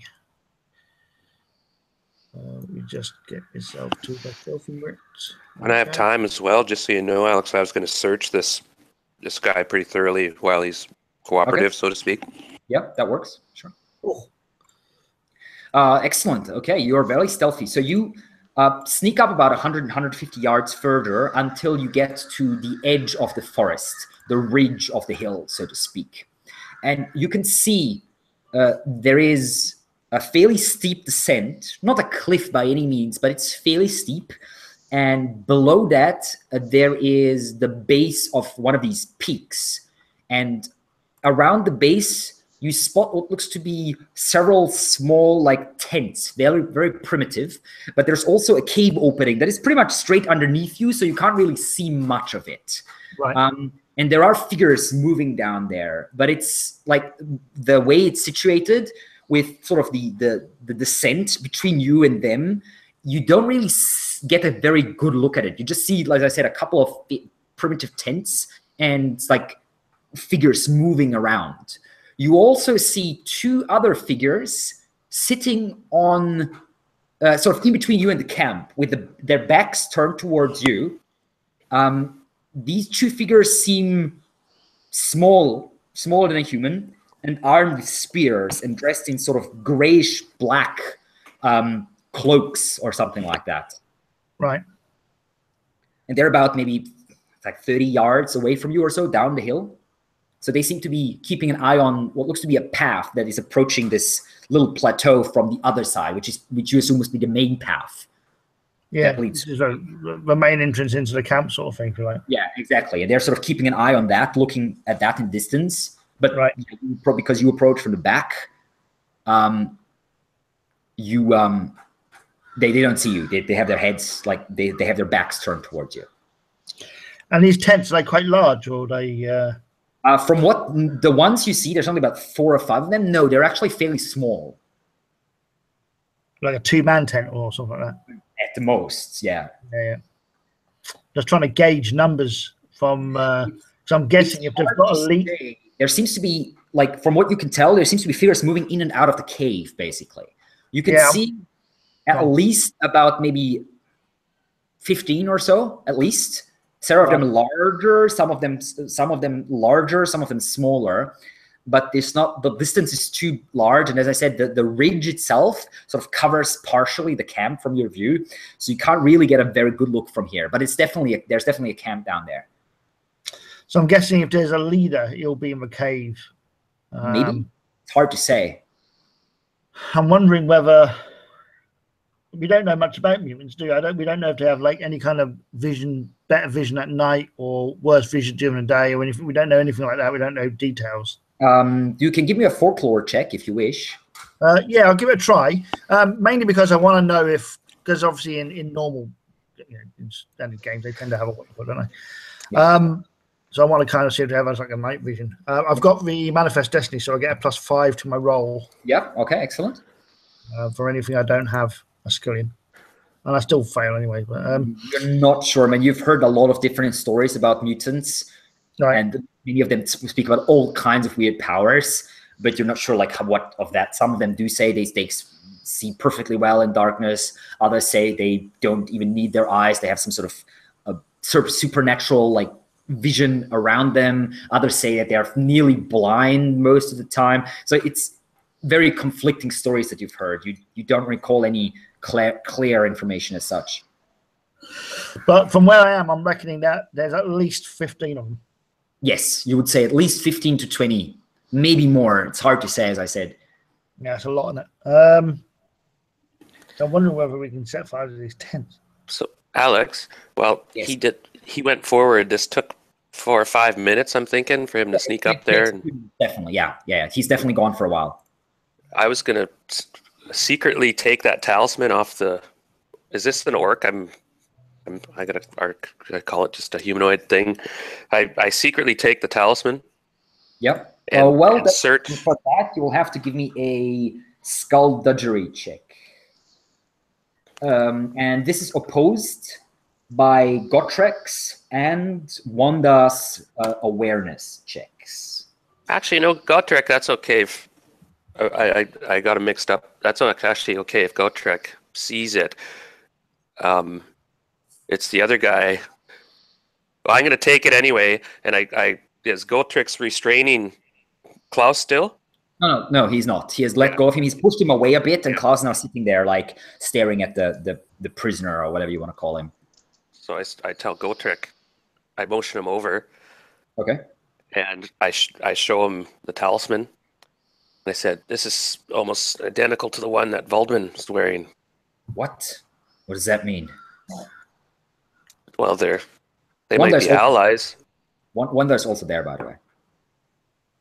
Oh yeah, Wanda. Okay, yeah, because so the wounded Waldmann is laying down a little ways back. Yeah, exactly. Okay, so I show Wanda as well. I say, "Look, this talisman Waldmann's got as well. I don't like this at all. There's either sense a trap, or he's working with them, or they're all sort of wasn't he following." Just shot with an arrow in the face? I don't think that sounds like they're working together. No, that's true. But well, maybe if we give him the benefit of the doubt, then it's loot from so many years ago that they stole it from Waldmann's wife or other relatives. I don't know. Or maybe otherwise, maybe it's some piece that he stole from them. When you ask Klaus what he knows about this? You sure that's a good idea? We can try. I don't know if he's going to know anything, but I wonder if Klaus has a necklace. Did we notice if Klaus has a necklace, or not as far as you've seen? No. No, you've only seen those necklaces twice so far. One is Waldmann is wearing one, and another one was, if you recall, draped over a picture on the altar in the temple of in the church in Vorberg. Right. Maximilian's dead wife and daughter, the two that were taken by the orcs.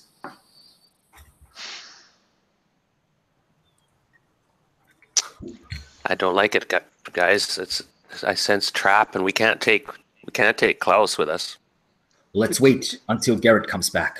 What he has to say. I'll keep an eye on Klaus. We'll keep him away from the prisoner.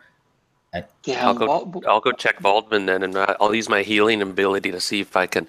But I said, so let's be a little careful around Waldmann. I say, I'm not sure. We might have to ask him a couple questions, but I'll go see if I can help him.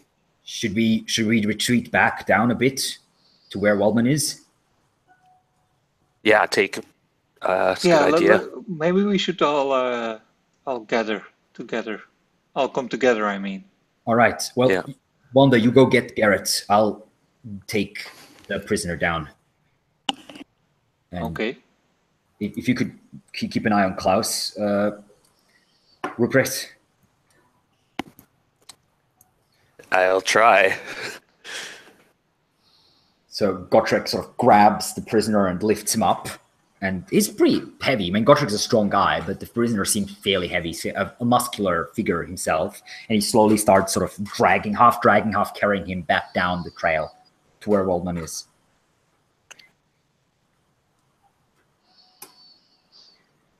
Okay, I stay with Klaus, and I ask, I'm so Klaus? Klaus will follow. Really as he sees the prisoner being dragged away, he will follow Gotrek immediately, stand up and sort of follow him. His eyes are fixated on the unconscious form. Oh, geez. I'm going to stay close with Klaus, and as we go, is he being cautious? I say, let's be real quiet, everybody. Mm-hmm. And Klaus, do you know what this is? And I show him.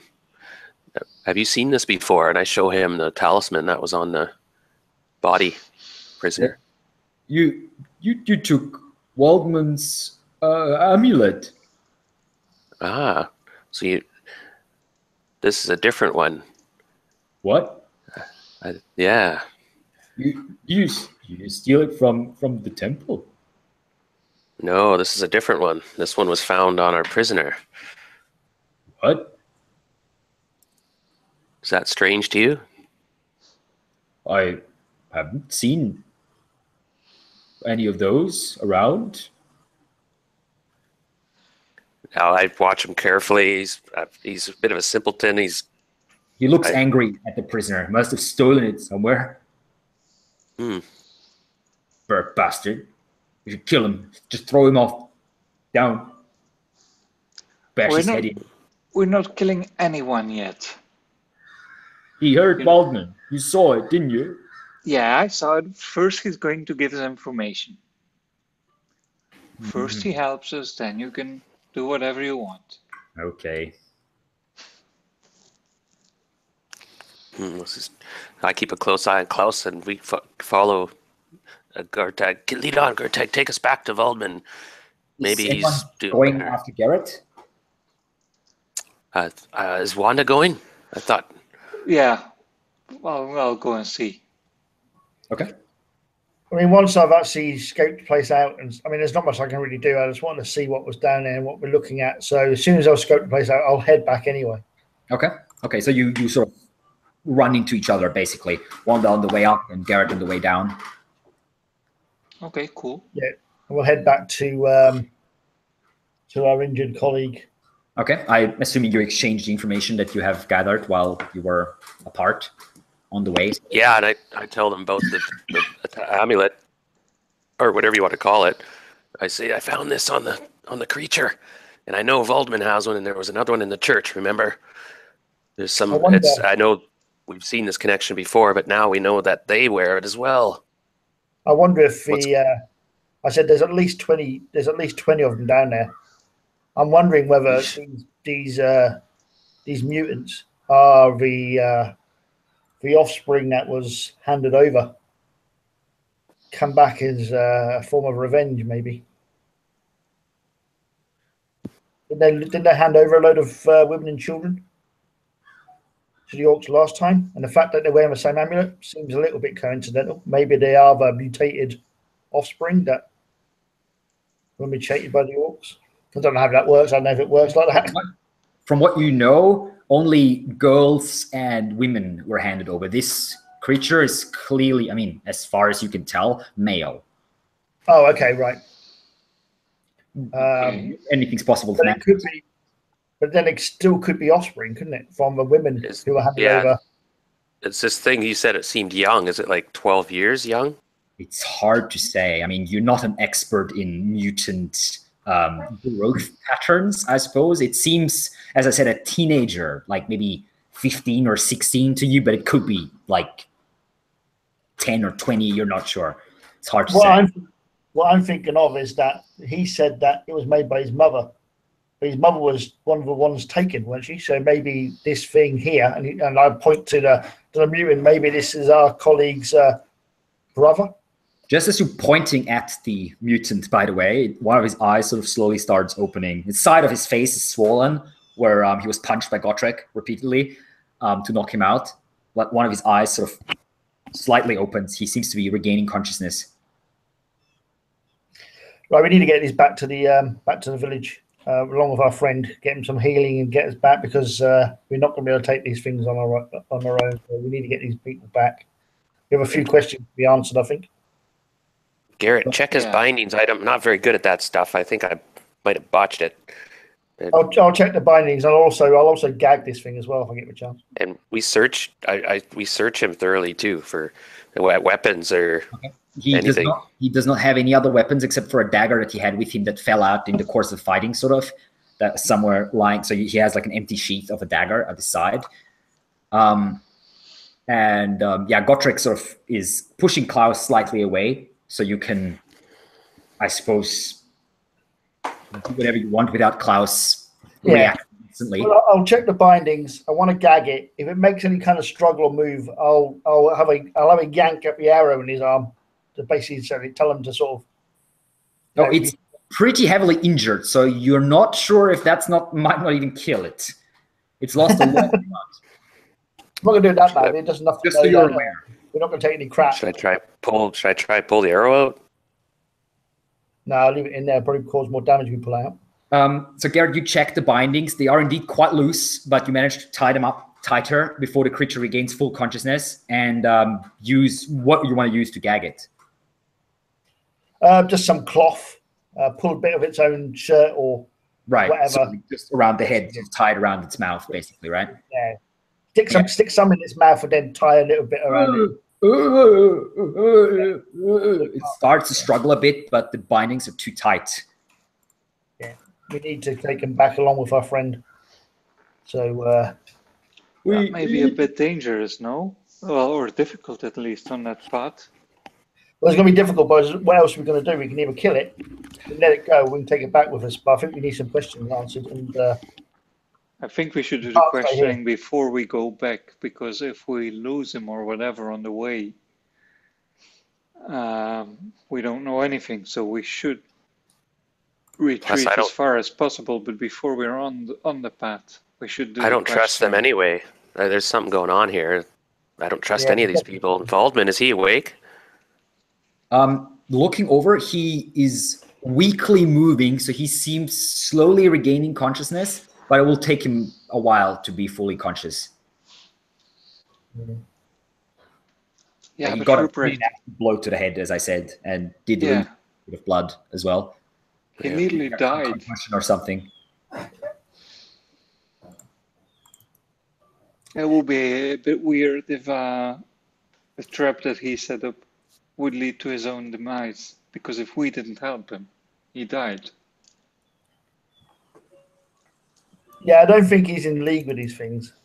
I honestly think that there's definitely a connection between the village and these why these things have come back. And if they were the same, then the connection could be the fact that this guy said his mother made that brooch, that necklace, and this thing's wearing the same kind of necklace, which makes me think that maybe his mother gave birth to something new.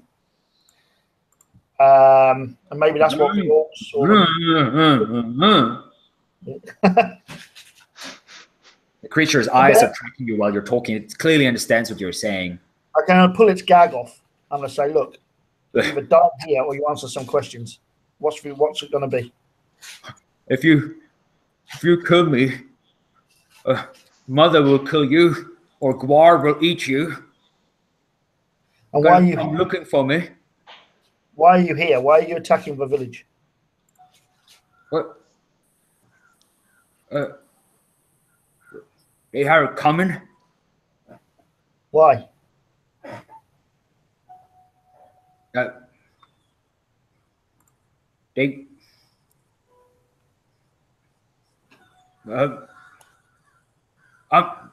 I'm not telling you anything. You don't tell me, I'll kill you. If you kill me, Gwar will eat you up, and my mother will come. Yeah, you said that already, and I don't look particularly perturbed. But let's put it this way: you either tell me, or you will die, and you will die very slowly and very painfully. So tell me, and we'll basically heal your injuries for you. Give me an intimidation check. Okay. Let me just find it first. I presume it's not under fellowship. It is. Let's see. I think it is with. I found it. Interrogation. Brawn. Intimidation. Oh, intimidate. Okay, it's under. Okay. Okay, intimidate. Right. Yep. Found it. I get a +5. So let's see. Oh, for crying out, fucking man. Nope. You can re-roll if you want. I always remember you still have fortune points, guys. Yeah, I know, but you get misfortune. Up to you. Yeah, but no, use it. Yeah, I'll use a fortune point then. Yeah, go ahead. Okay. Re-roll that. I was trying not to use any, actually. Oh, fine. Right. That's my misfortune straight away. Look. He just stares at you and says, I'm not afraid of you. Well, I'll show him. Have you got the necklace? I believe that Ruprecht has taken it off the prisoner. Yes. So we dangle it in front of him, see how he reacts. His eyes go wide and anger rises within him. That's mine. Give it back. Who made it for you? That's my mother made it for me. Give it back. He starts struggling. Give it back. It's mine. I'll give it back if you answer my questions. Give me a guile check. Who, me? Yes, you're the one talking. Where's that? That is fellowship. All right, yeah, fellowship. Okay, let's try this one. Complete. That's Let's try to not fail on this. Not nice. Yes. Oh, there you go. That works actually. So he looks at you, stares at you for a couple seconds, and then sort of nods weakly and says, "I'll give it back." Answer questions and then I'll give it back. I'm not betray my mother, but ask you questions. Why are you attacking the village? Mother brought us here. She's always right. No matter what Gwar and the others say, they're just stupid orcs. Did your mother come from the village? Don't know. Is your mother human? Yes. He looks at you as you're a complete as if you were a complete moron. Like yeah, I gathered kind of that was so this is basically revenge, isn't it? All right.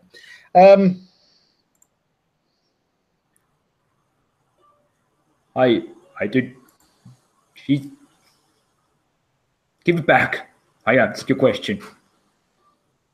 I'll ask one of the others, Wanda or Astrid, or if they can get the other amulet off our colleague who's injured. Just borrow it. I want to see how he reacts when he sees two of them. But I don't want to leave him. Okay. Waldmann, he's coming around though. It's all right. I don't mind. We need to find this out. I'm not interested in what Waldmann's got a problem with at the moment. I don't think they've been telling us the whole truth. Oh, I'm with you. Yeah. Okay, I go to Waldmann and take off the talisman. Give me a scrutinize check while you're doing that with -10. Scrutinize. Gotcha. -10.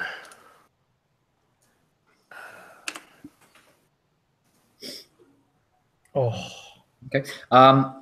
You managed to slip the amulet over Waldmann's head. He's still unconscious. Slowly starting to move a little bit. You can see like his lips starting to move a bit and his eyelids are fluttering. But there's still probably at least a couple minutes before he wakes up. If he wakes up fully, you're not sure. I grab a rock. Do we need more time? No, it's fine. You know, I know I don't think we trust him, but I don't think we need to kill him or hurt him. Okay, if we get both amulets, I'm gonna show him the other amulet in my other hand. They look very similar. Not exactly the same, but very similar. Now that you have them next to each other. And I'm gonna say to him, I say, look, we also have amulet from your mother, which makes us friends. You stole it? No, your mother made it. She didn't make any amulet for you. But there's one here. Look, this one's yours and this one's ours. You must have stolen it from her or tricked her or something. You bastards.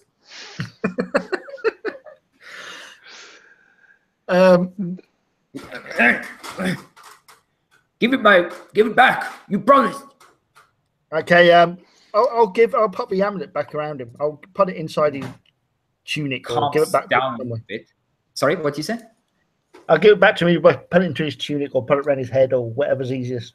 Yeah, you can pull it over his head. Yeah, he does not struggle while you're doing that. He seems a bit relieved as it does happen. Gives a nod. Okay, I'll gag him again. Sorry, what do you reckon then? What do you reckon we should do? This is obviously... Well, now we need to talk to Waldmann. Are we safe here, you think? I look around a bit nervously. I think maybe we can move down a bit further. They're going to notice this.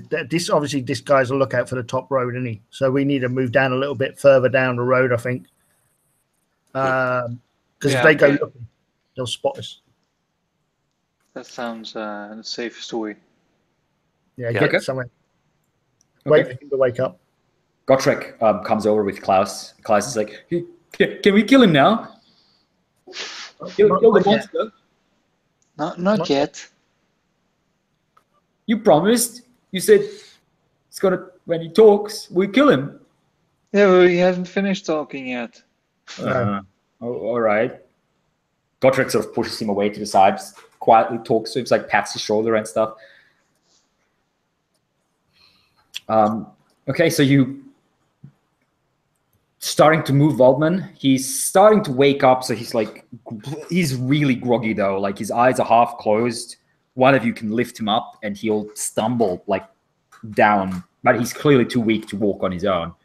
He's just like hanging on whoever is carrying him. How far do you want to move down? Far enough away so we're not. If anybody came to where he was scouting, they wouldn't see us.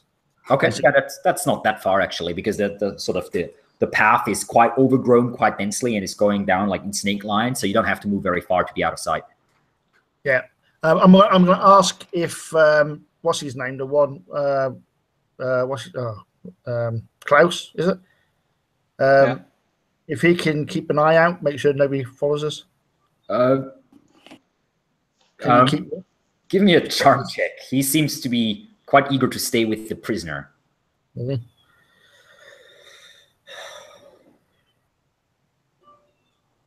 What do you want me to do? Do a what check? Sorry. Charm. Oh, charm. Okay, give me a second. Oh, that's all right. I'm right. Exact same thing. Okay, here we go. Offer. And he said, "I can't. I have to stay here."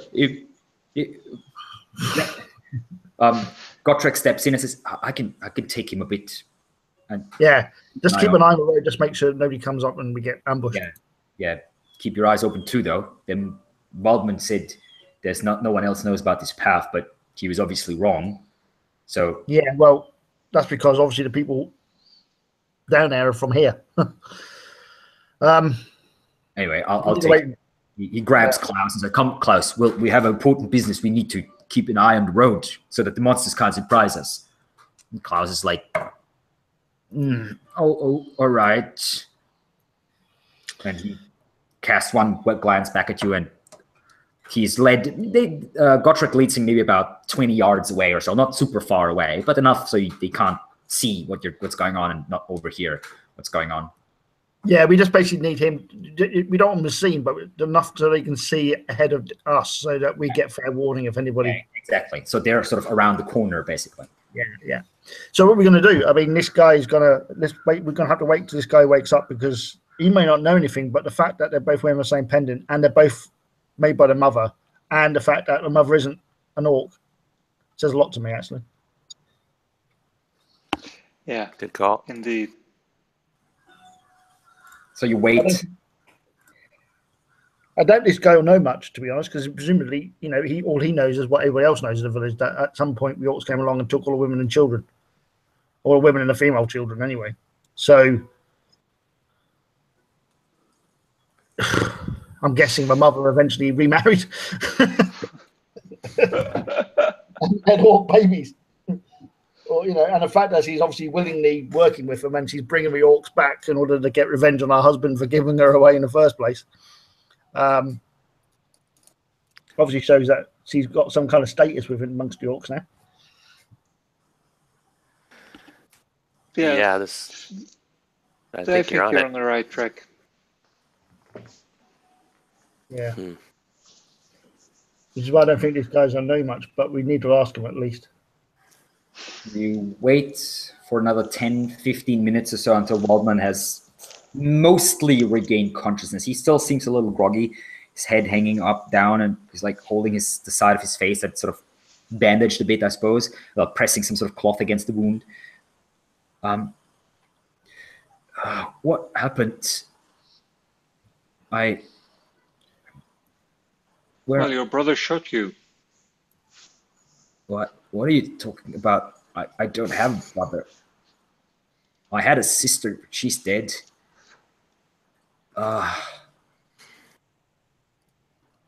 What is that thing? The captive, by the way, is calmed down and it's staring, looking around. Now staring at Waldmann with quite some intent.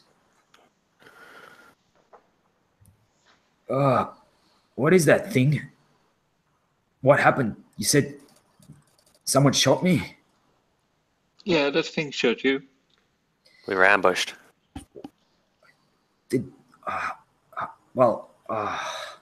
I feel like not that great. He vomits onto the ground. Shit. I feel weak, like a newborn kitten. What? So, this thing ambushed us? Only one of those things? Well, he was going to get more, but we stopped him. Good. So that the main group doesn't know that we're here. So No, yeah, but there's more urgent stuff we need to talk about now. What do you mean? We still need to scout the camp and find out how many there are. And Garrett already did that. Garrett, what did you see? I saw tents. They're obviously using a cave down there as well, but I reckon there's at least 15 or 20 of them. That's not that many. They can't attack the village if there's only that many of them. I know, but there could be more. I mean, there's a cave under there, and I couldn't see everybody. No, we should try to get closer then. We need to get a better idea of their numbers. Well, I mean, it's 20 of them. We could get some of the men that come up the main path and kill them. We have there's a bit of a problem with all of this, though. What do you mean? Well, the fact is that thing over there, and I'll point to the mutant, is wearing the same necklace as you are. What? My neck? Where's my necklace? We've still got it. I'll hand it back to him. Why did you take my necklace? Because it was exactly the same as that mutant's over there, and I want to see where he got it from. Wait, what? He sort of slips the necklace over his head. You saying that thing had a necklace like this? Yeah, he said it was made by his mother, who just happens to be not an orc. What? I don't understand. What is that supposed to mean? Well, basically, you just got shot by your own brother, by the looks of things. What? What do you mean? I was shot by my brother? It seems your mother isn't dead at all. No. And what? My mother was taken by orcs 12 years ago. Of course she's dead. Well, what are you talking about? Look at the age of this one. He's a teenager. So what? He's about I don't 11. know how old this thing is. He's about 11. What? Do the math. You're both wearing the same necklace, both made by your mother, and his mother doesn't happen to be an orc, and he's basically coming back for revenge. I think 2 and 2 definitely doesn't make 4 in this situation. What? That's ridiculous. It's gross, but it's not ridiculous. No. Why would my mother, if she's still alive, of course she'd come back to the village, but she wouldn't come back with orc. What do you? That doesn't make any sense. Am I the one who has a head wound, or? Well, maybe your mother feels betrayed by your father. Maybe she feels betrayed by the village for handing her over in the first place. What do you mean handing her over? They didn't hand her over. The orcs took them. Oh, really? You think? Of course. This thing, show me that. He sort of starts coming up to his feet, wobbly, but he's clearly very weak, stumbles and nearly falls. Show me that amulet. I'll take them to the mutant and show him it, because there's a random mutant's neck still, so you can see it. Yeah. Is there any kind of family resemblance between the two?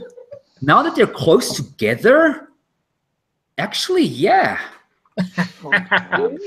Weirdly enough, I mean, obviously they're different in a lot of ways, but there's something about them, something about the shape of their chin, something about some of the features that are similarly shaped. This thing. Oh boy. This thing must have forced my mother while she was a slave of their slave to build them these talismans or something like that. Your mother is this thing's mother. This thing told us that your mother is with these people. That your mother is organizing this. I think you maybe need to ask your father what he actually did negotiate. Are you saying my mother's leading these orcs? Doesn't that sounds crazy? What? What did your father agree to give these orcs to leave the village alone? Down. He didn't give them anything. Mm-hmm. Yeah. He scared them off. Yes, that's what he did. He scared them off. I don't think your father's that scary. No, no, but I mean, the Master Triman, he went to get the army. They arrived only about a day after the orcs had fled. The orcs knew that, and well, the orcs could have plundered the whole village, burned everything to the ground, and still got away in time. And the fact that the very people who are involved in this so-called deal that was struck are now being wiped out, and I mean the ones that are crucified, does actually make perfect sense. It's revenge. What? Crucified Heinrich and his little son, Dieter? He's like 10 years old. What do you think he had to do with it? Wasn't Heinrich with your father when he made the deal with the orcs? Yeah, yes. That's well, true. there you go. What makes you think about it? That could be a simple coincidence. That doesn't prove anything. No. You can't seriously think that my mother's leading a gang of mutants. How would she lead them? Are you crazy? I'm not gonna say any more to him because I think he needs to work it out in his own head. Yeah, that put a whammy on him. You can't be serious. He looks at the other two of you, like disregarding Garrett, sort of. You can't. You don't believe that too, do you? Tell me you don't believe it. Well, I'm starting to believe it. Yeah. It makes sense, doesn't it? It doesn't make any sense. Makes a lot of sense to us. Well, then you must. Your mom at least feels left behind, and she's pretty angry because apparently the orcs did some things to her. Even if that was true, why would she? How would she bring a group of orcs here? Orcs are led by your like mother. No, she's my the mother matriarch. Is a human, a woman. Why would they follow her? That doesn't make any sense. Well, your mother is probably a very strong character. We're talking about orcs, not about. I don't know what you think you're talking about. They don't care about character. They only respect strength. Remember, there was no warrior. She would. I'm pretty sure your mother is a strong woman. To have survived so long among these orcs. That doesn't make sense. I motioned to the other guys, so we should have a private chat. Yeah, Waldmann sort of sinks back down, staring at the captive, who stares right back at him. What should we do? I think he needs to get in touch with his in-laws. Yeah, I think so too. I'm just wondering, would it be safe to go down that cave? We have a hostage, okay, but do you think we would make it out alive? Not with Klaus. No, not with Klaus. We wouldn't. I mean, we may be able to go. There's no way I'll do that with Klaus with us. He's like having a 5-year-old along with you. In theory, we actually have 2 hostages. Because if it is their mother down there, she's not going to want to hit either of her sons, is she? They just tried to kill Waldmann. No, he just tried to do it. It was him. But only because he probably doesn't know he exists. Indeed. Well, he probably doesn't know he's shooting at his brother. He saw a Exactly. human and he And was at the just... moment, we've got evidence because they've both got the same necklace, which is both made by the same woman, who is the person we'll be discussing this with. So, in theory, we'll have, as you, 2 hostages, both her sons. Yeah. And you can't blame her son for what happened because, well, you know, Well, what's our obligation at this point? Like, And I what's think the mission? I think the fact that she's made both her sons the same necklace is some kind of something symbolic within her that's linking her with her lost son.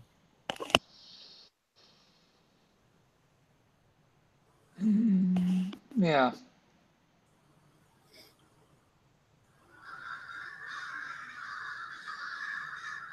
Yeah, I think there's certainly something there. What do you think we should do? So I think it may be a good idea to try and talk to the woman. Sort this out. It's a risk, but Well, I'm just curious what our obligation is. Why do we want to sort it out for them? Like, are we going to be their counselors or? well, for starters, we kind of have a moral obligation, don't you think so? You should know a lot about that from the nunnery. I also have a moral obligation to save my skin. I'm kind of intrigued, but that's what my thing is. Is that I don't. Yeah, me too. I am, but I'm thinking, boy, this could get violent. But I'm very curious nature too. But I just don't want to go anywhere with Klaus. I think if we play this right, we can get a very, very handsome reward. I think, yeah, we could definitely solve a major problem with very little violence, which would be quite nice. At the same time, as I said, I'm curious, but I think depends how we do it. I mean, we're not going to take Klaus with us at all. We'd either have to tie him to a tree or something. I have a couple ideas. We could send Waldmann back with... No, we need him. He's the other hostage. Yeah. His mom needs to see him. Also, he doesn't look like he'd be able to make it far by himself at the moment. All right. I'm happy to carry him. Right. But we need him. We need him and the other one. We need both the sons because I think that's our only bargaining chip in this. Is that she will not want to hurt both her sons or see both her sons hurt. And I think she's definitely still connected because of the necklace.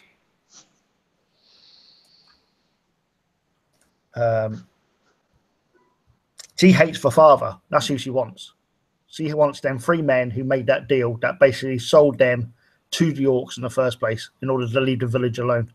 Yeah, that's well, what maybe it wasn't a deal. Maybe they just stole them and, well... If that was the case, he wouldn't be coming back for revenge, I don't think. No, there was a deal made. There's too much evidence. She may have a wrong idea about this. She may blame them. But there's only one way to find out, isn't there? Yeah. Or she's coming back for payment from a deal. 12 years old, or somebody Why is. would she kill them? Yeah, I think she's basically he went to them and said, "Look, if you leave them alone, we'll tell you where women and children are. They're up in that cave." I reckon. Yeah. I think you're right. We should go down with these 2, and indeed, the best thing is not to take Klaus with us. No. If you're doing it now, we even need to leave Klaus behind, tied to a tree, and because Gottschalk's not, because Gottschalk can stay with him. If we're going to do it later, then we have to tie him to a tree, or I don't know what we're going to do. But we can't take Klaus because he's a loose cannon, isn't he? Oh, he'll eventually get us killed. Or turn on us. Who knows? He's just some sort of weird bipolar simpleton. Yeah. I mean, he's probably got justification for it, but he's not going to help the situation, is So we need to decide what we're going to do. We're going to us go down there with the two brothers and strike some kind of a deal. Yeah, well, Garrett, you're intimidating too. You just order Klaus back to the village. If you try, but no. You're a Throw voice rocks at him. calling That's out. not good. A female That's voice. really... Female voice calling, Gregor! Gregor! Where are you? Shit. Gregor! Right, now this is our chance, basically. We need to keep Klaus away, and we need to take the two boys up to this woman, because I think this is the mother. Patrick comes, looks around the corner and says, there's a woman, a girl, something.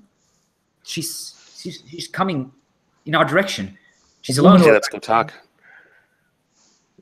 Yeah, Is she with others? No, I think she's alone. I think she's looking for this one. Yeah. Keep Klaus with you and don't let him come anywhere near us. Right, I'm going to grab the mutant. We grab the mutant, we grab the other guy, and we walk up there. If Gottfried keeps hold of Klaus, I'll take care of Klaus. Right. What do you want to do? We're going to basically talk to this woman. What? She doesn't look like an orc to me. No, she isn't. Okay, let's do it. I'll grab Klaus. Waldmann looks up and says, "You hear that voice? What is that?" That's money. Or his sister, if it's a girl. Yeah, it could be his sister, yeah. Wait, what? Because did he have a sister? Do we know he had a sister? Well, it could be a half-sister, I mean. What are you talking about? That can't be Katerina. Katerina is long dead. Uh-huh. We'll soon find out, won't we? Well, ask Gregor. Gregor, who's coming up? Who's calling you? We're taking Gregor, us three, and the other guy. We're basically all four of us are going up. Gottfried staying with Klaus to make sure he doesn't get out of hand. All right, I'll go get him. And he turns around and goes back. Yeah. What do you mean? We're going? Where do you want to? Where do you want to go? What? We're going to possibly go see your sister. What are you? Well, let's go see, shall we? Let's find out what's happening. You can come with us and tell what the truth of the matter is, or you don't. And we take you up there. Well, we basically have no choice, really. You would come with us peacefully, or you don't come with us peacefully. Are you threatening me? Yes, basically. So you either come with us or not. What's the choice? He looks at the other two of you and says, "Is this man crazy? We're all allies here. Now he's threatening to kill me." I'm not threatening to kill you. What else are you saying then? I'm saying to give you another bump on the head. There's some answers that have to be He draws a dagger fairly weakly with a sort of slightly shaking hand. "You're not going to put your hands on me." Okay. Go knock the dagger out of his hand, or basically just squeeze his hand to the point where he actually drops the dagger. I don't want to hurt him. That's not the intention at all here. So. Okay, well that would be a a simple melee attack check. Okay. As you step up and try to sort of knock the dagger out of his hand. Yeah. Yeah. Success. Yeah. He's fairly weak, so you step in and you just like smack his hand. The dagger flies away into the bushes somewhere. Ah, you! And he stumbles and nearly falls once more. Ah. I said, look, do you want to know the truth or not? Do you want to know what's happening? You know what? Do you want to know what's going on with this? If you don't, this is one way we could actually save the village. We put a stop to this now.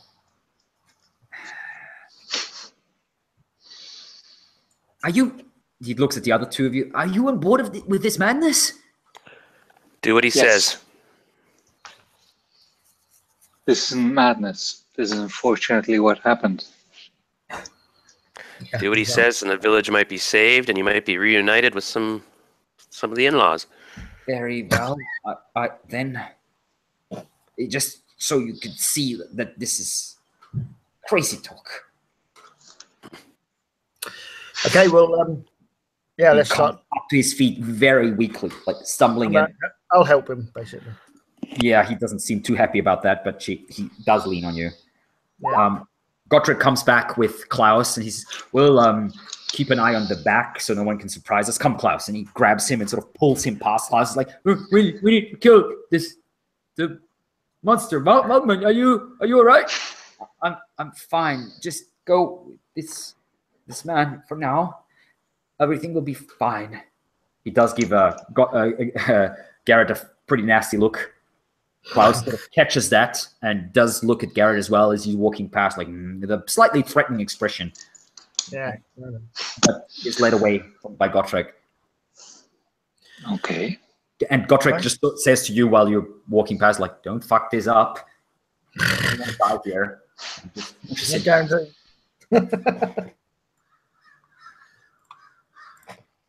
Okay. Gregor! Come here, brother! Where are you? I'm going to call out Katerina.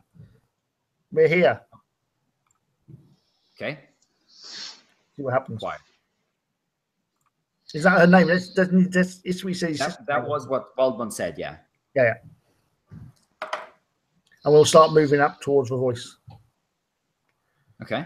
The We voice could all is die. the voice is gone quiet. You're carrying Waldmann, sort of? Yeah. Do you guys have weapons drawn? And what are you doing with the mutant? His name is apparently We were pulling the mutant along with us, I guess. Yeah. We're going to hold on. We don't want him running ahead. We want to hold on to him. So he's holding on to his ropes. Well, I've got my axe in my hand. And I'm holding so you have Waldmann so you're supporting Waldmann with one hand, you have your axe in the other? Yeah. Okay. What are Wanda and Ruprecht doing? I'm holding my my pistol, my flintlock pistol, and Okay. I'm keeping a close eye on Klaus. Very close. Klaus has retreated with Gotrek. I mean, I keep a close eye on Garrett.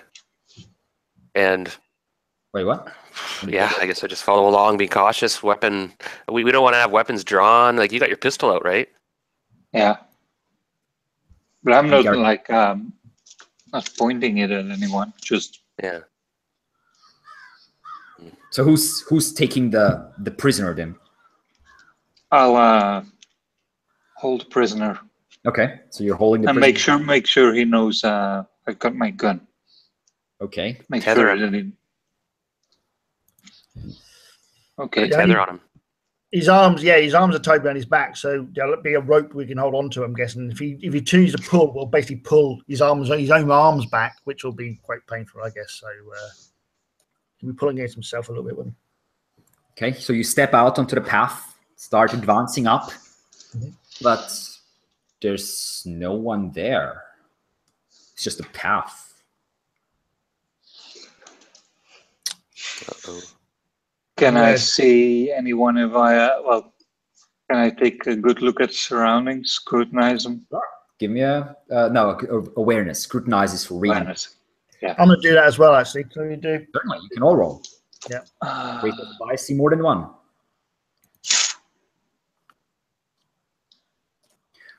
Remember, you still have 3 fortune points. And I also have a misfortune point. Yeah. Okay, so it looks like Garrett's the only one. Okay, you're looking around. Wanda and Ruprecht, you don't see anything. Everything's quiet. There's no one seems to be hiding anywhere. Garrett, you actually catch sight of movement to your left, not that far away at all. And there's like a slight shimmer in the air. You're not sure what the heck is that is, and you only see it for a brief moment. You look in that direction, but there's no one there. You're pretty sure you saw something, though. I'm gonna say, not loudly, but loud enough for somebody close by to hear. I'm gonna say, look, show yourself, or we will hurt your brother. Oh no, I'll actually say brothers. A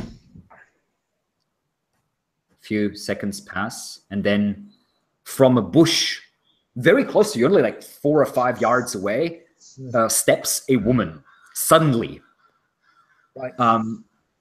She is dark haired, sort of dark brown, nearly black. And she's not particularly old. You'd say she's maybe 16, 17, something like that, maybe. So she's not fully grown. She looks quite ferocious, though. She has the hair sort of tied back and slicked back with some sort of like fat or something, or some sort of oil maybe, or something like that. And she has two sort of reddish, nearly like war paint, two reddish streaks sort of running down her cheeks. And she's clutching a nasty looking dagger in one hand, pretty long, nearly as long as a short sword, but some sort of large hunting knife, basically. And she's dressed in what looks to be wolf fur sort of over her back. And she's crouching slightly down, and she's balancing on a tiptoe and holding the dagger out in front of her. She does not seem particularly afraid, even though you're at least 3 to 1. So is there any, can we see any family resemblance? It's hard to say. I mean, maybe slightly. Does our friend react in any way? Waldmann, Yeah. actually, he actually goes, what? And then falls. Oh my. So he recognized her probably. He fainted. Yeah. If he falls, I'm holding on to him so he won't. Okay, so you like grab him and so he doesn't fall full on onto the ground. Okay. And you lower him down. He seems in some sort of shock, or you're not sure. Like lying on the ground, hyperventilating, basically. Right. I'm gonna look at the girl and say, look, we mean no harm. We don't want to have any. We're not here to have a fight. We've got your brother, and I'll point to both of them, because this is your other brother. This is your, I presume, older brother, I'm guessing, isn't he? Yeah, he's older. Waldmann is about 20 or so. And this is your older brother, and this is your younger brother. Her eyes, they have a very dangerous glimmer in them, some predatory look as it moves from one of you to the other. Her lips pull back to nearly like a bestial snarl. What are you talking about? Release Gregor, and you will be spared. We'll release him to your mother. Yeah, take us to your mother. Who are you? What do you know? We are friends. I have no friends amongst your kind. We are your kind. We're not from the village. We're here to help. If you're not from Vorberg, what are you doing here on the Horned Monk? There's no other village for miles and miles. We're trying to stop more bloodshed. We were hired by someone from the other village to retrieve some goods. Mercenaries, then. Cutthroats. Hired killers. Cutthroats, no. Say what you like. At the moment, we have the upper hand. We have your brothers. And unless we speak to your mother, you're never going to get them back. Brother. We haven't killed anyone yet, opposite to you. This is Waldmann. Yes. Yeah.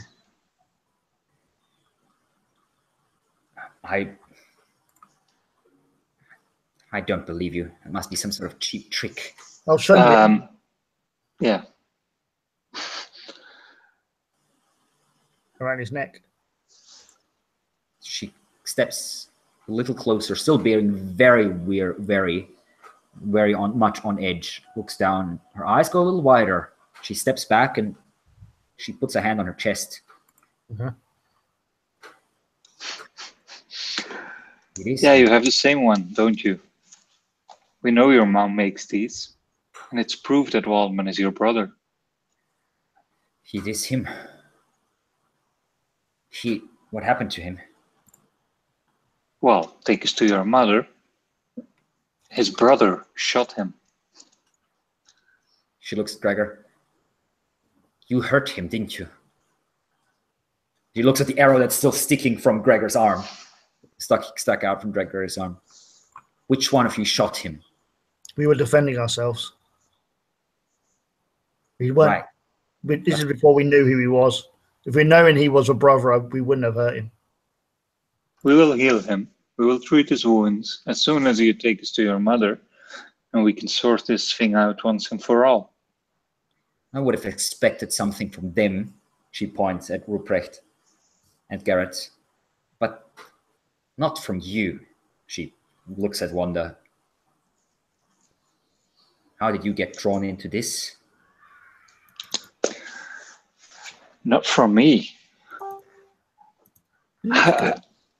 I need a job just like any other person. I need to get by in this hard man's world. Don't we all? As difficult as it is. Yeah.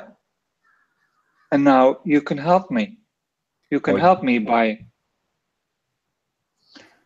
bringing me to your mother. You could help us by taking back a little bit of that world. Do you know what happened? Do you know what my father did? No, that's exactly why we want to talk to your mother. We have heard And if your father, we think we know what your father did, and if he did that, we must make sure that he is punished for that crime.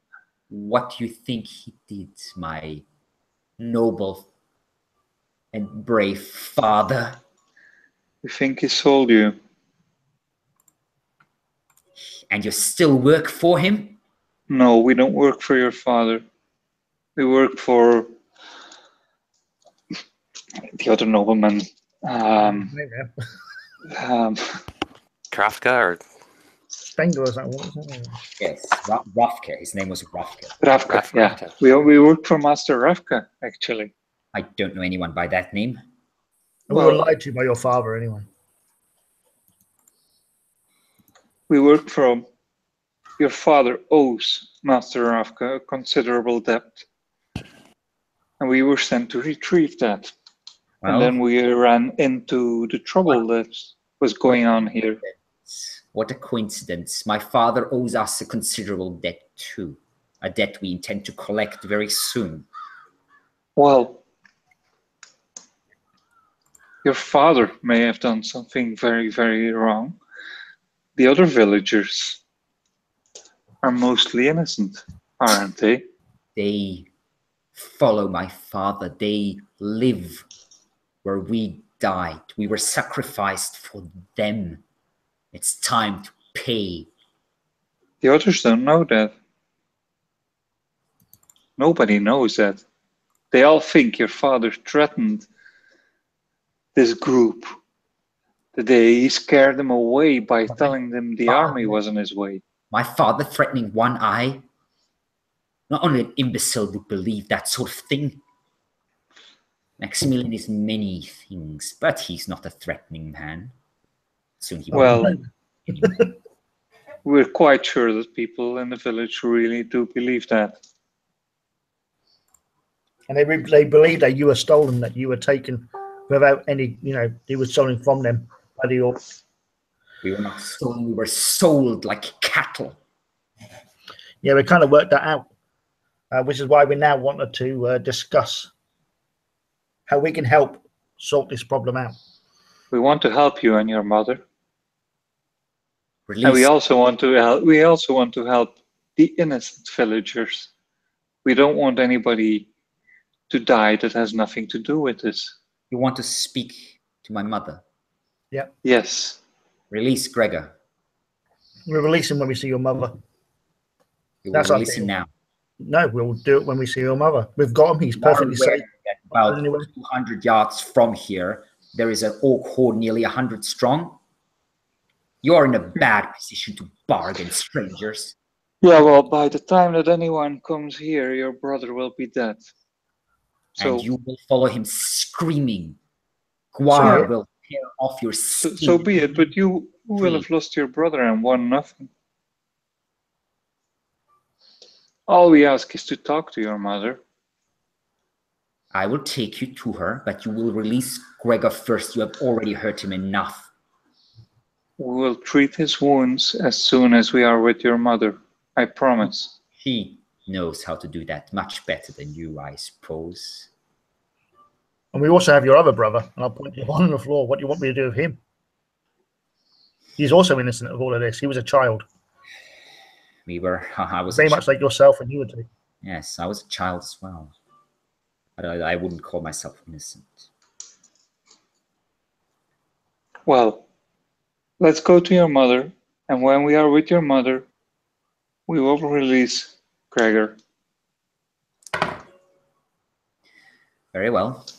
But remember, if he dies, you will follow very soon after.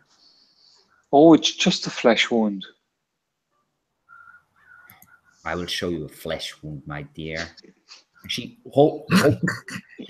raises a hand and does like a claw-like gesture, and you can see a flicker of silverish light dancing through her eyes for a moment.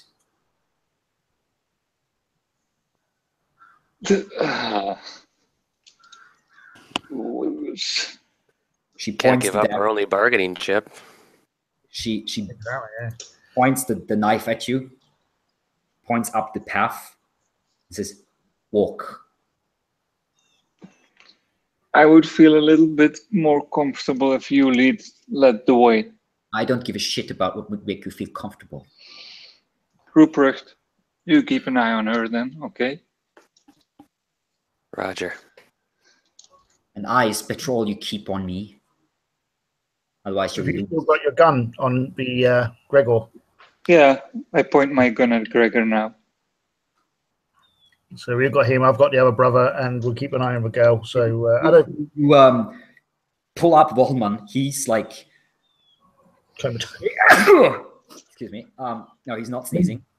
He's like hay fever, gasping for air, and you can hear him whisper, "Katrina, Katrina, no, she's dead. This is some spirit sent to Katrina." But he does walk along fairly docile without trying to, resist, I suppose. Could you shout out to your mom that nobody attacks us before we're with her? Shout out to your friends if you want, Katrina. Don't worry. Go with me. No one will attack you. Yeah, but they won't see you. Walk. Well, okay, you're trusting us. I will trust you. That's what we can do, really. I don't think we have much choice. I think if you need to solve this problem, they're going to have to trust. All of us are going to trust each other. Yeah. Okay, so I walk. We've got to make clear that we're not working for the father.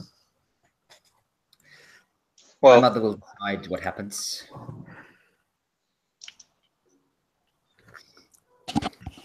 You walk up the path. Katerina staying about 10 steps or so behind you. Waldmann still sort of looking back at her. Gregor walking in pain, but walking without resisting. And you reach the ridge up top, looking down onto the mutant camp now once more. Katrina calls out, "You, let us through. I'm bringing these strangers into camp to speak with Mother." The two figures that were on top that you saw before, Garrett, turn around and you see these green-skinned, ugly faces with sharp teeth, a long hooked nose, and large eyes, and clutching spears. And they look at each other, and then they look at Katrina, and they say, "Yes, of course. Yeah." And they step aside, sort of reverently, nearly like a half bow. She clearly seems to be some figure of respect in this camp. Oh my. So they have a female hierarchy then, I guess. The two smallish creatures retreat back, watching you, but not reacting as you slowly make your way down from like a group of bushes to a group of trees and down further into the camp proper. And you can see now the cave opening is fairly large, and in the cave opening there is a small campfire with a bit of curling smoke up there, and on that campfire stands a large pot a bronze pot hanging over the campfire, and there seems to be some sort of stew in the pot. It bubbles and has this fairly nice smell, actually, weird enough, mixing with different smells that you associate probably with the smells of the mutant bodies, unwashed, sweaty mutant bodies. And you see there is two figures standing next to that cauldron. One is a very large orc, about 7.5 or nearly 8 feet tall, massive shoulders, heavily armored, who's looking your way with a very menacing expression.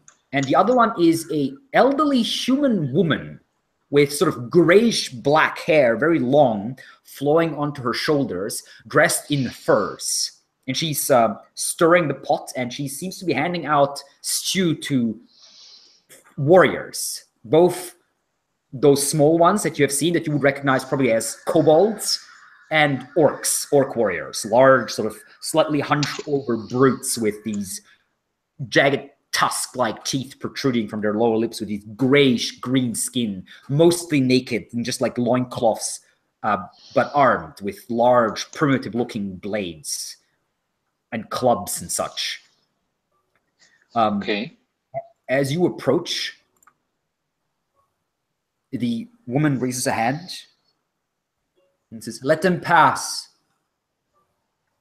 And the figures that looking at your direction, small kobold faces with nasty grins and large, menacing, but also kind of dumb orcish visages, looking at you, and they slowly make way for you.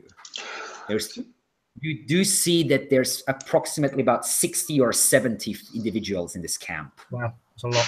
Well, do we know the name of Waldmann's mother? Have we heard it somewhere? You would have heard it. I don't know if you remember. No, I don't remember it really. But let's ask. I'll just say, are you the mother? Well, Waldmann, I asked Waldmann before we go any further, what's your mother's name? Johanna. Johanna. Okay, well, as we go further. Mother, these men are mercenaries. They attacked Gregor, or maybe Gregor attacked them. But he's alive, as you can see. And this, mother, this is Waldmann. The woman looks at him. Are you sure? Yes, mother. He's still wearing the amulet. Then I say, Madam Johanna, before we go any further, and as a sign of trust and honesty, I will release your other son, Gregory, here, so that you can tend to his wounds. He attacked Waldmann, who's, well, who took an arrow to the head. He was hurt pretty badly. And in self-defense. Bar, bring them to me. The large, massive, hulking orc standing next to her just gives a nod and starts coming towards you. And he's just looming well above you, and he reaches out and grabs Gregor and Waldmann both. If you resist. Does anyone want to stop him or try anything like that? Grabs them both in that case, and starts dragging them back towards the cauldron. Well, we follow. Yeah, I think maybe we should stay where we are. We don't want to look threatening. I think we should. As Wanda takes a few steps forward, two of the orcs step into you, threatening you with their large blades. One of them sort of nearly comes so close that you can feel his breath on your face and this piggish stink, the little tiny eyes staring in yours. Well, this doesn't seem a very good way to repay our trust. Or a good gesture? I suggest you not move. My mother hasn't given you any promises yet, and these men are not always the best behaved. I'm gonna say, look, we were sent here. We were told the same lies as your father's been telling the village about what happened so many years ago. And since then, we have worked out the truth for ourselves. We're basically here not only to save your people, but to also save the innocents in that village who weren't aware of, and who also believed the lies of your husband, the father of your first child. Yes. What we want to do is we want to offer a possibility of some kind of way we can sort this situation out without causing unnecessary death. You stay here. Don't make any quick movements. I'll go talk to Mother. And I suppose my brothers as well. Okay. Yeah, okay. I think you should be happy to see it. You're now sort of encircled on all sides by about 20 or so of these creatures. They're of different sizes and shapes. Well, Astrid, at least you got what you wanted. We need to be honest with this, people. I think we should be. You know, when we're sitting there, I'm going to sit down anyway. But yeah, we can probably whisper and discuss amongst ourselves that we need to be as honest as possible with these people, because if we don't, we won't get out alive, I don't think. No, indeed. But we also should arrange some way of actually handing the father over. I think that will save the whole village. Well, because if we go back alone and accuse him, he'll turn on us. No, I think we should go back and tell him that his son's been taken, that we need him to come with us. And he knows what happened so many years ago. I don't know if that's going to work again. Well, what is he going to do to bargain this time? Is he going to bring children or women? I think we just got him out of the village long enough for these people to grab him. Then I think if they'll just go away, I think they'll leave it alone. I think they just want him. Maybe even his son can organise this or something. Maybe he'll work with us. And hopefully he'll realise that his father's the one to blame for all of this, and that the village could be destroyed, because there's a lot of these. I mean, I wouldn't want to put up against them, quite frankly. No. We're never going to manage that. I don't know. There's got to be a way, isn't there? It involves kidnapping him. What are they doing? Looking over, you can see that Katerina seems to be talking to her mother, and she's busy treating the injuries of both her sons, apparently. What we could do... Go ahead. We bring the mother and the daughter back to the village, and they keep hold of the son, then they can come forward to the village and explain what actually happened. And if the father attacks, then he'll lose the son. Sons are far more important in this day and age than daughters, I suppose. But I don't know. It's one way of doing it. He'll want to get rid of the evidence, and let's kill the woman, kill his ex-wife and his daughter, I think. But we're there to stop it. And will the villagers believe him any longer if there are two people he claims are dead and now still alive? Yeah, if we bring them in through the town gate and show them to everyone, there's little we can do then, I think. Yeah, exactly. It's what I'm suggesting, that we basically take him back and prove that what he said was a lie. Either way, it's already a good sign that she's treating his wounds as well, that she's treating Waldmann. Yeah. I think what we can do is play by ear, really. About 15 minutes or so pass. You become quite uncomfortable with all the eyes staring at you. Some of the orcs are sort of licking their lips. Others seem to be eating stew from like wooden bowls. A very weird sign. You would not have expected this sort of organization, I suppose, in a mutant camp. Like slurping some sort of stew. Several of them stepping up to the cauldron, and Katrina giving them some more stew. And then they return to their positions. You do see that there are some signs of them starting to break camp. Looks like they were already on sort of packing as you arrived, sort of, or had started packing anyway. And then eventually, Katerina comes up to you and says, "Come, Mother wishes to speak to you."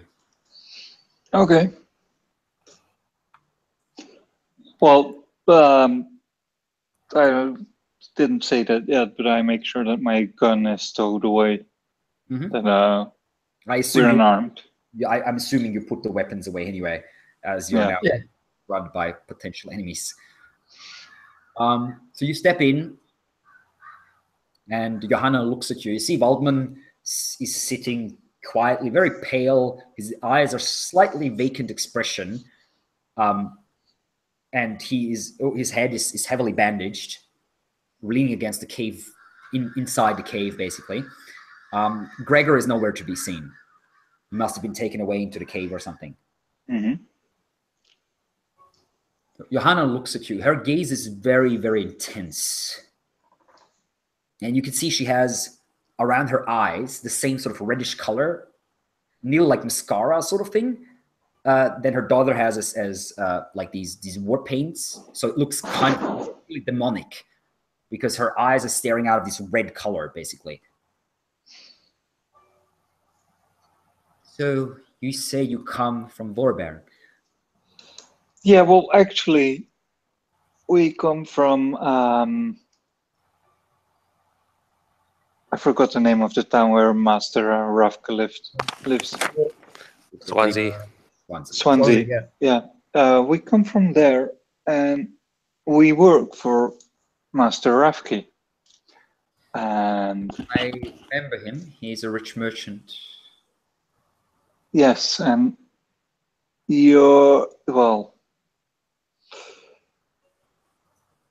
Waldmann's father had quite a large debt with him, and we were sent to procure that. You may remember that there were a few wagons that your group has attacked. She gives a slight, oddly satisfied grin, and she says, "Yes, I recall the group that was led by Heinrich." Yes, indeed. Well, those wagons were meant for Master Ravke, and well, we were sent to find out. So how is what happened to them?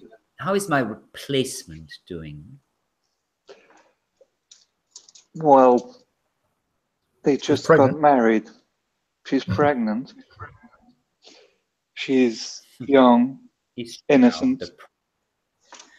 Yes, a poor thing indeed. Another one of Maximilian's pawns.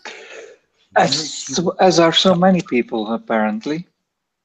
I am pretty sure that almost nobody in Vorberg is aware of what he has done. Don't worry, my dear. He's not going to move many pawns anymore. Well, we don't mind that he gets the punishment that he deserves, but at the same time, it would be a shame if there would be innocent deaths both on your side and the villager side. Innocent, you say? Well, we understand what Maximilian did. He was not alone. No, but you already caught his accomplices, I think. One of them. Right, yet. Who was involved in this? Horst is still alive. Yeah. So what can we do to help? What we don't want to do is cause more bloodshed.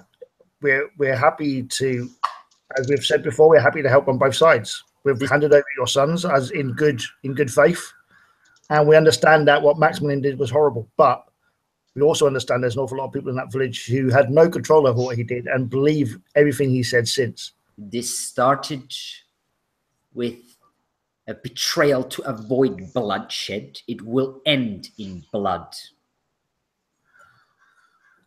Maybe we can arrange maybe for you to have Maximilian and Horst rather than the village. Yeah, I think that would be enough bloodshed. If you can just get the guilty ones and punish them, wouldn't that be satisfying? It would be very satisfying, yes. And there would be no loss on your side. Because if you're going to storm the village, well, of course, it's clear that you will win. But people on your side will die as well.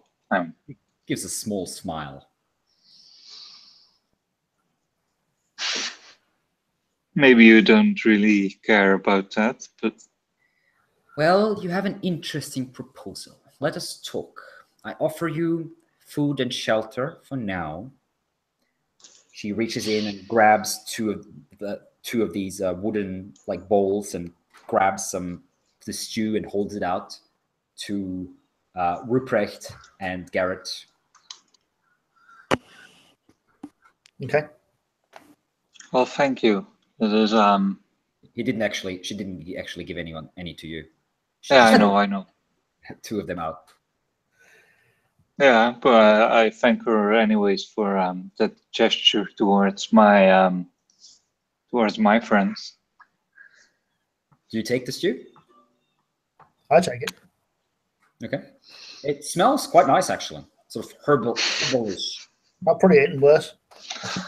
There were no villagers missing, right? No. You're pretty sure you found the dead ones. Okay, so you take a sip, so to speak. You don't have like any cutlery or anything really, so it's just more like a drinking from the stew. Okay, it's quite nice. Rupert, do you drink as well or eat? Yeah, whatever. bet. I quaff her back. Okay, she looks at you and gives a small nod. I see. Well, let's talk. So, I could have my people attack the village. Kvar here, she points at the massive orc who's standing aside a bit, looking at the whole thing with a slightly angry expression. Kvar here would be eager to shed some blood. But maybe that's not necessary. Blood will be shed, but you have a proposition, you say? Yeah, well, we are willing to work something out with you. Well, you know Maximilian better than us. Yes. So maybe you can help us lure him out together with Horst. He would not leave the village. He's afraid. He's a coward. Then maybe you should enter the village with us under our protection and show the rest of the village that what he said was a lie. Not only will he discredit Maximilian, but you'll also have the opportunity then, as he gets kicked out of the village, to do what you like with him. Especially if your group is standing ready. They will be intimidated. Yeah. I don't think I will enter the village with you. No, that's not quite part of the deal. I don't know you. And I'm not sure if I can trust you. We did bring back your sons. We didn't have to do that. We had Gregor for a good time before we handed them over. Yeah, we could have taken him back to Maximilian. But that's a risk I'm not prepared to take. I understand. I will bring the warhorde to the walls of the village. We are ready to leave within a few hours. Do you think you can give me my husband and horse? Yeah, I think if you prove to the village that you're not dead and that what he did was what he did rather than what he says he did, then I think a lot of things will change. Here's my offer then. When the sun rises tomorrow, my horde will surround the village. If you can give me Maximilian and Horst then, Blood will be shed, but only the blood of those that are guilty of that one disgusting crime. If you do not give them to me, then the village will burn and blood will run like streams through the streets. I will get them either way. Do we understand each other?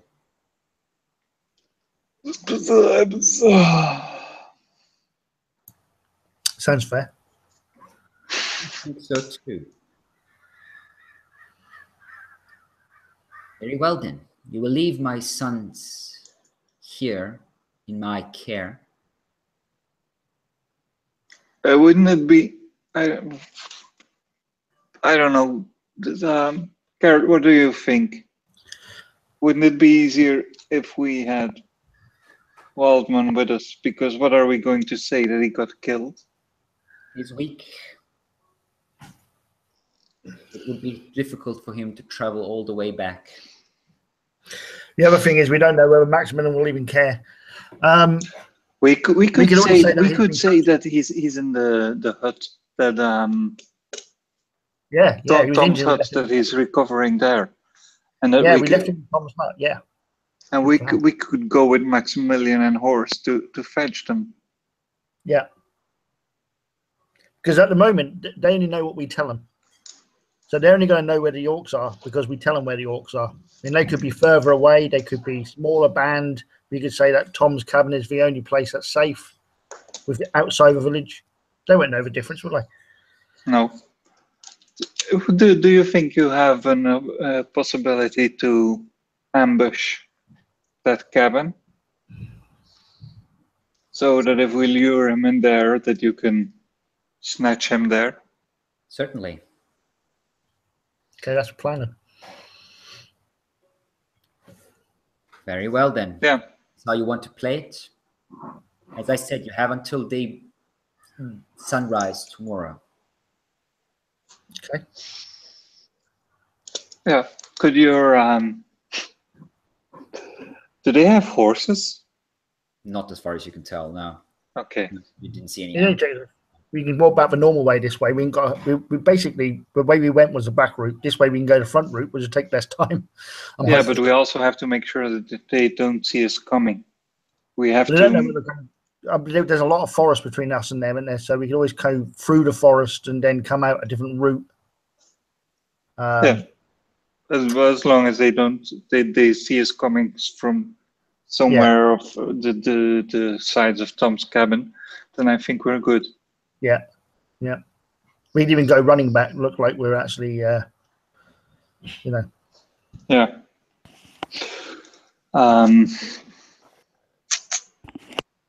Very well then. So we have a deal. Of course. Good to hear.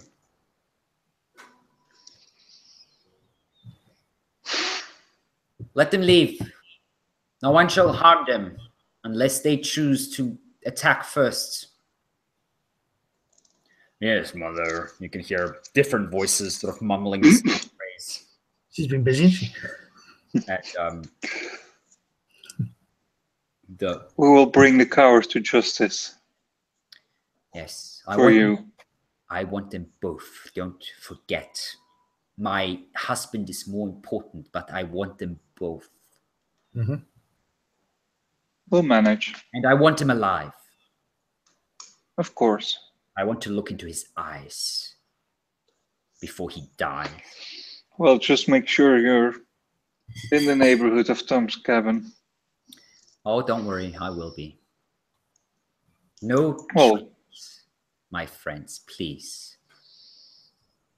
Why would we trick you? Just making sure that you are aware that Vorberg will pay the price if anything happens to me. Of course. If we wanted to play tricks, or if we didn't care about Vorberg, then we wouldn't be doing this, would we now? We wouldn't have even set foot in your camp. Maybe. Very well then. off you go. Okay.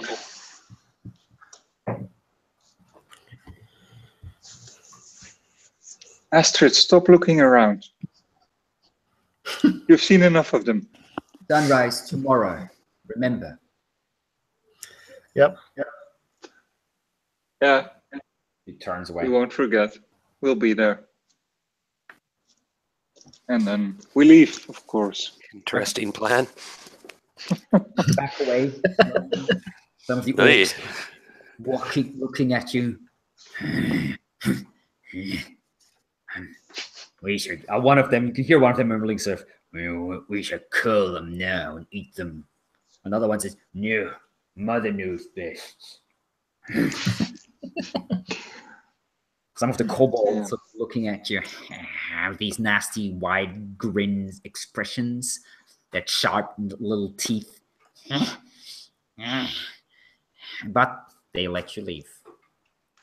She seems to be Awesome. holding them, under decent control. All in all. Wait. Okay. And you manage to leave the camp. And you can now take the main way, the main path, that is, the road, so to speak, to Vorberg, which will save you at least 2 hours or so. So it's now about maybe shortly before noon. So you'll probably be back by maybe 2 o'clock, 3 o'clock in the afternoon. Yeah, but we want to make sure that it looks as if we're coming from the direction of Tom's cabin. Sure, that will probably cost you maybe half an hour or so. Oh, actually, no, that wouldn't. Not much. It will only cost you a couple of minutes. Not much. Very far off the path. The cabin is sort of to the northeast. Sort of to the northeast of the village, whereas the hill is sort of pretty much straight north. Yeah, I think a little bit of detail might make a difference. We've got pretty much a day, haven't we? Well, you have half a day plus the whole night, pretty much. Yeah. Anyway, that's where we'll end it for tonight, as interesting things have been revealed and some sort of bargain has been struck. Let's see how that turns out. That was our third session of a bitter harvest. The harvest is maybe proving indeed very bitter. We will see. Of the ZWEIHÄNDER role-playing game. As always, if you enjoyed our video, feel free to like this one and subscribe to our channel. There might be a subscribe button somewhere up here. And until we see each other again, True Mouse Games says to my players, thank you for playing. I hope you enjoyed it. To you guys, thank you for watching. And we will see you around. Good night and bye-bye.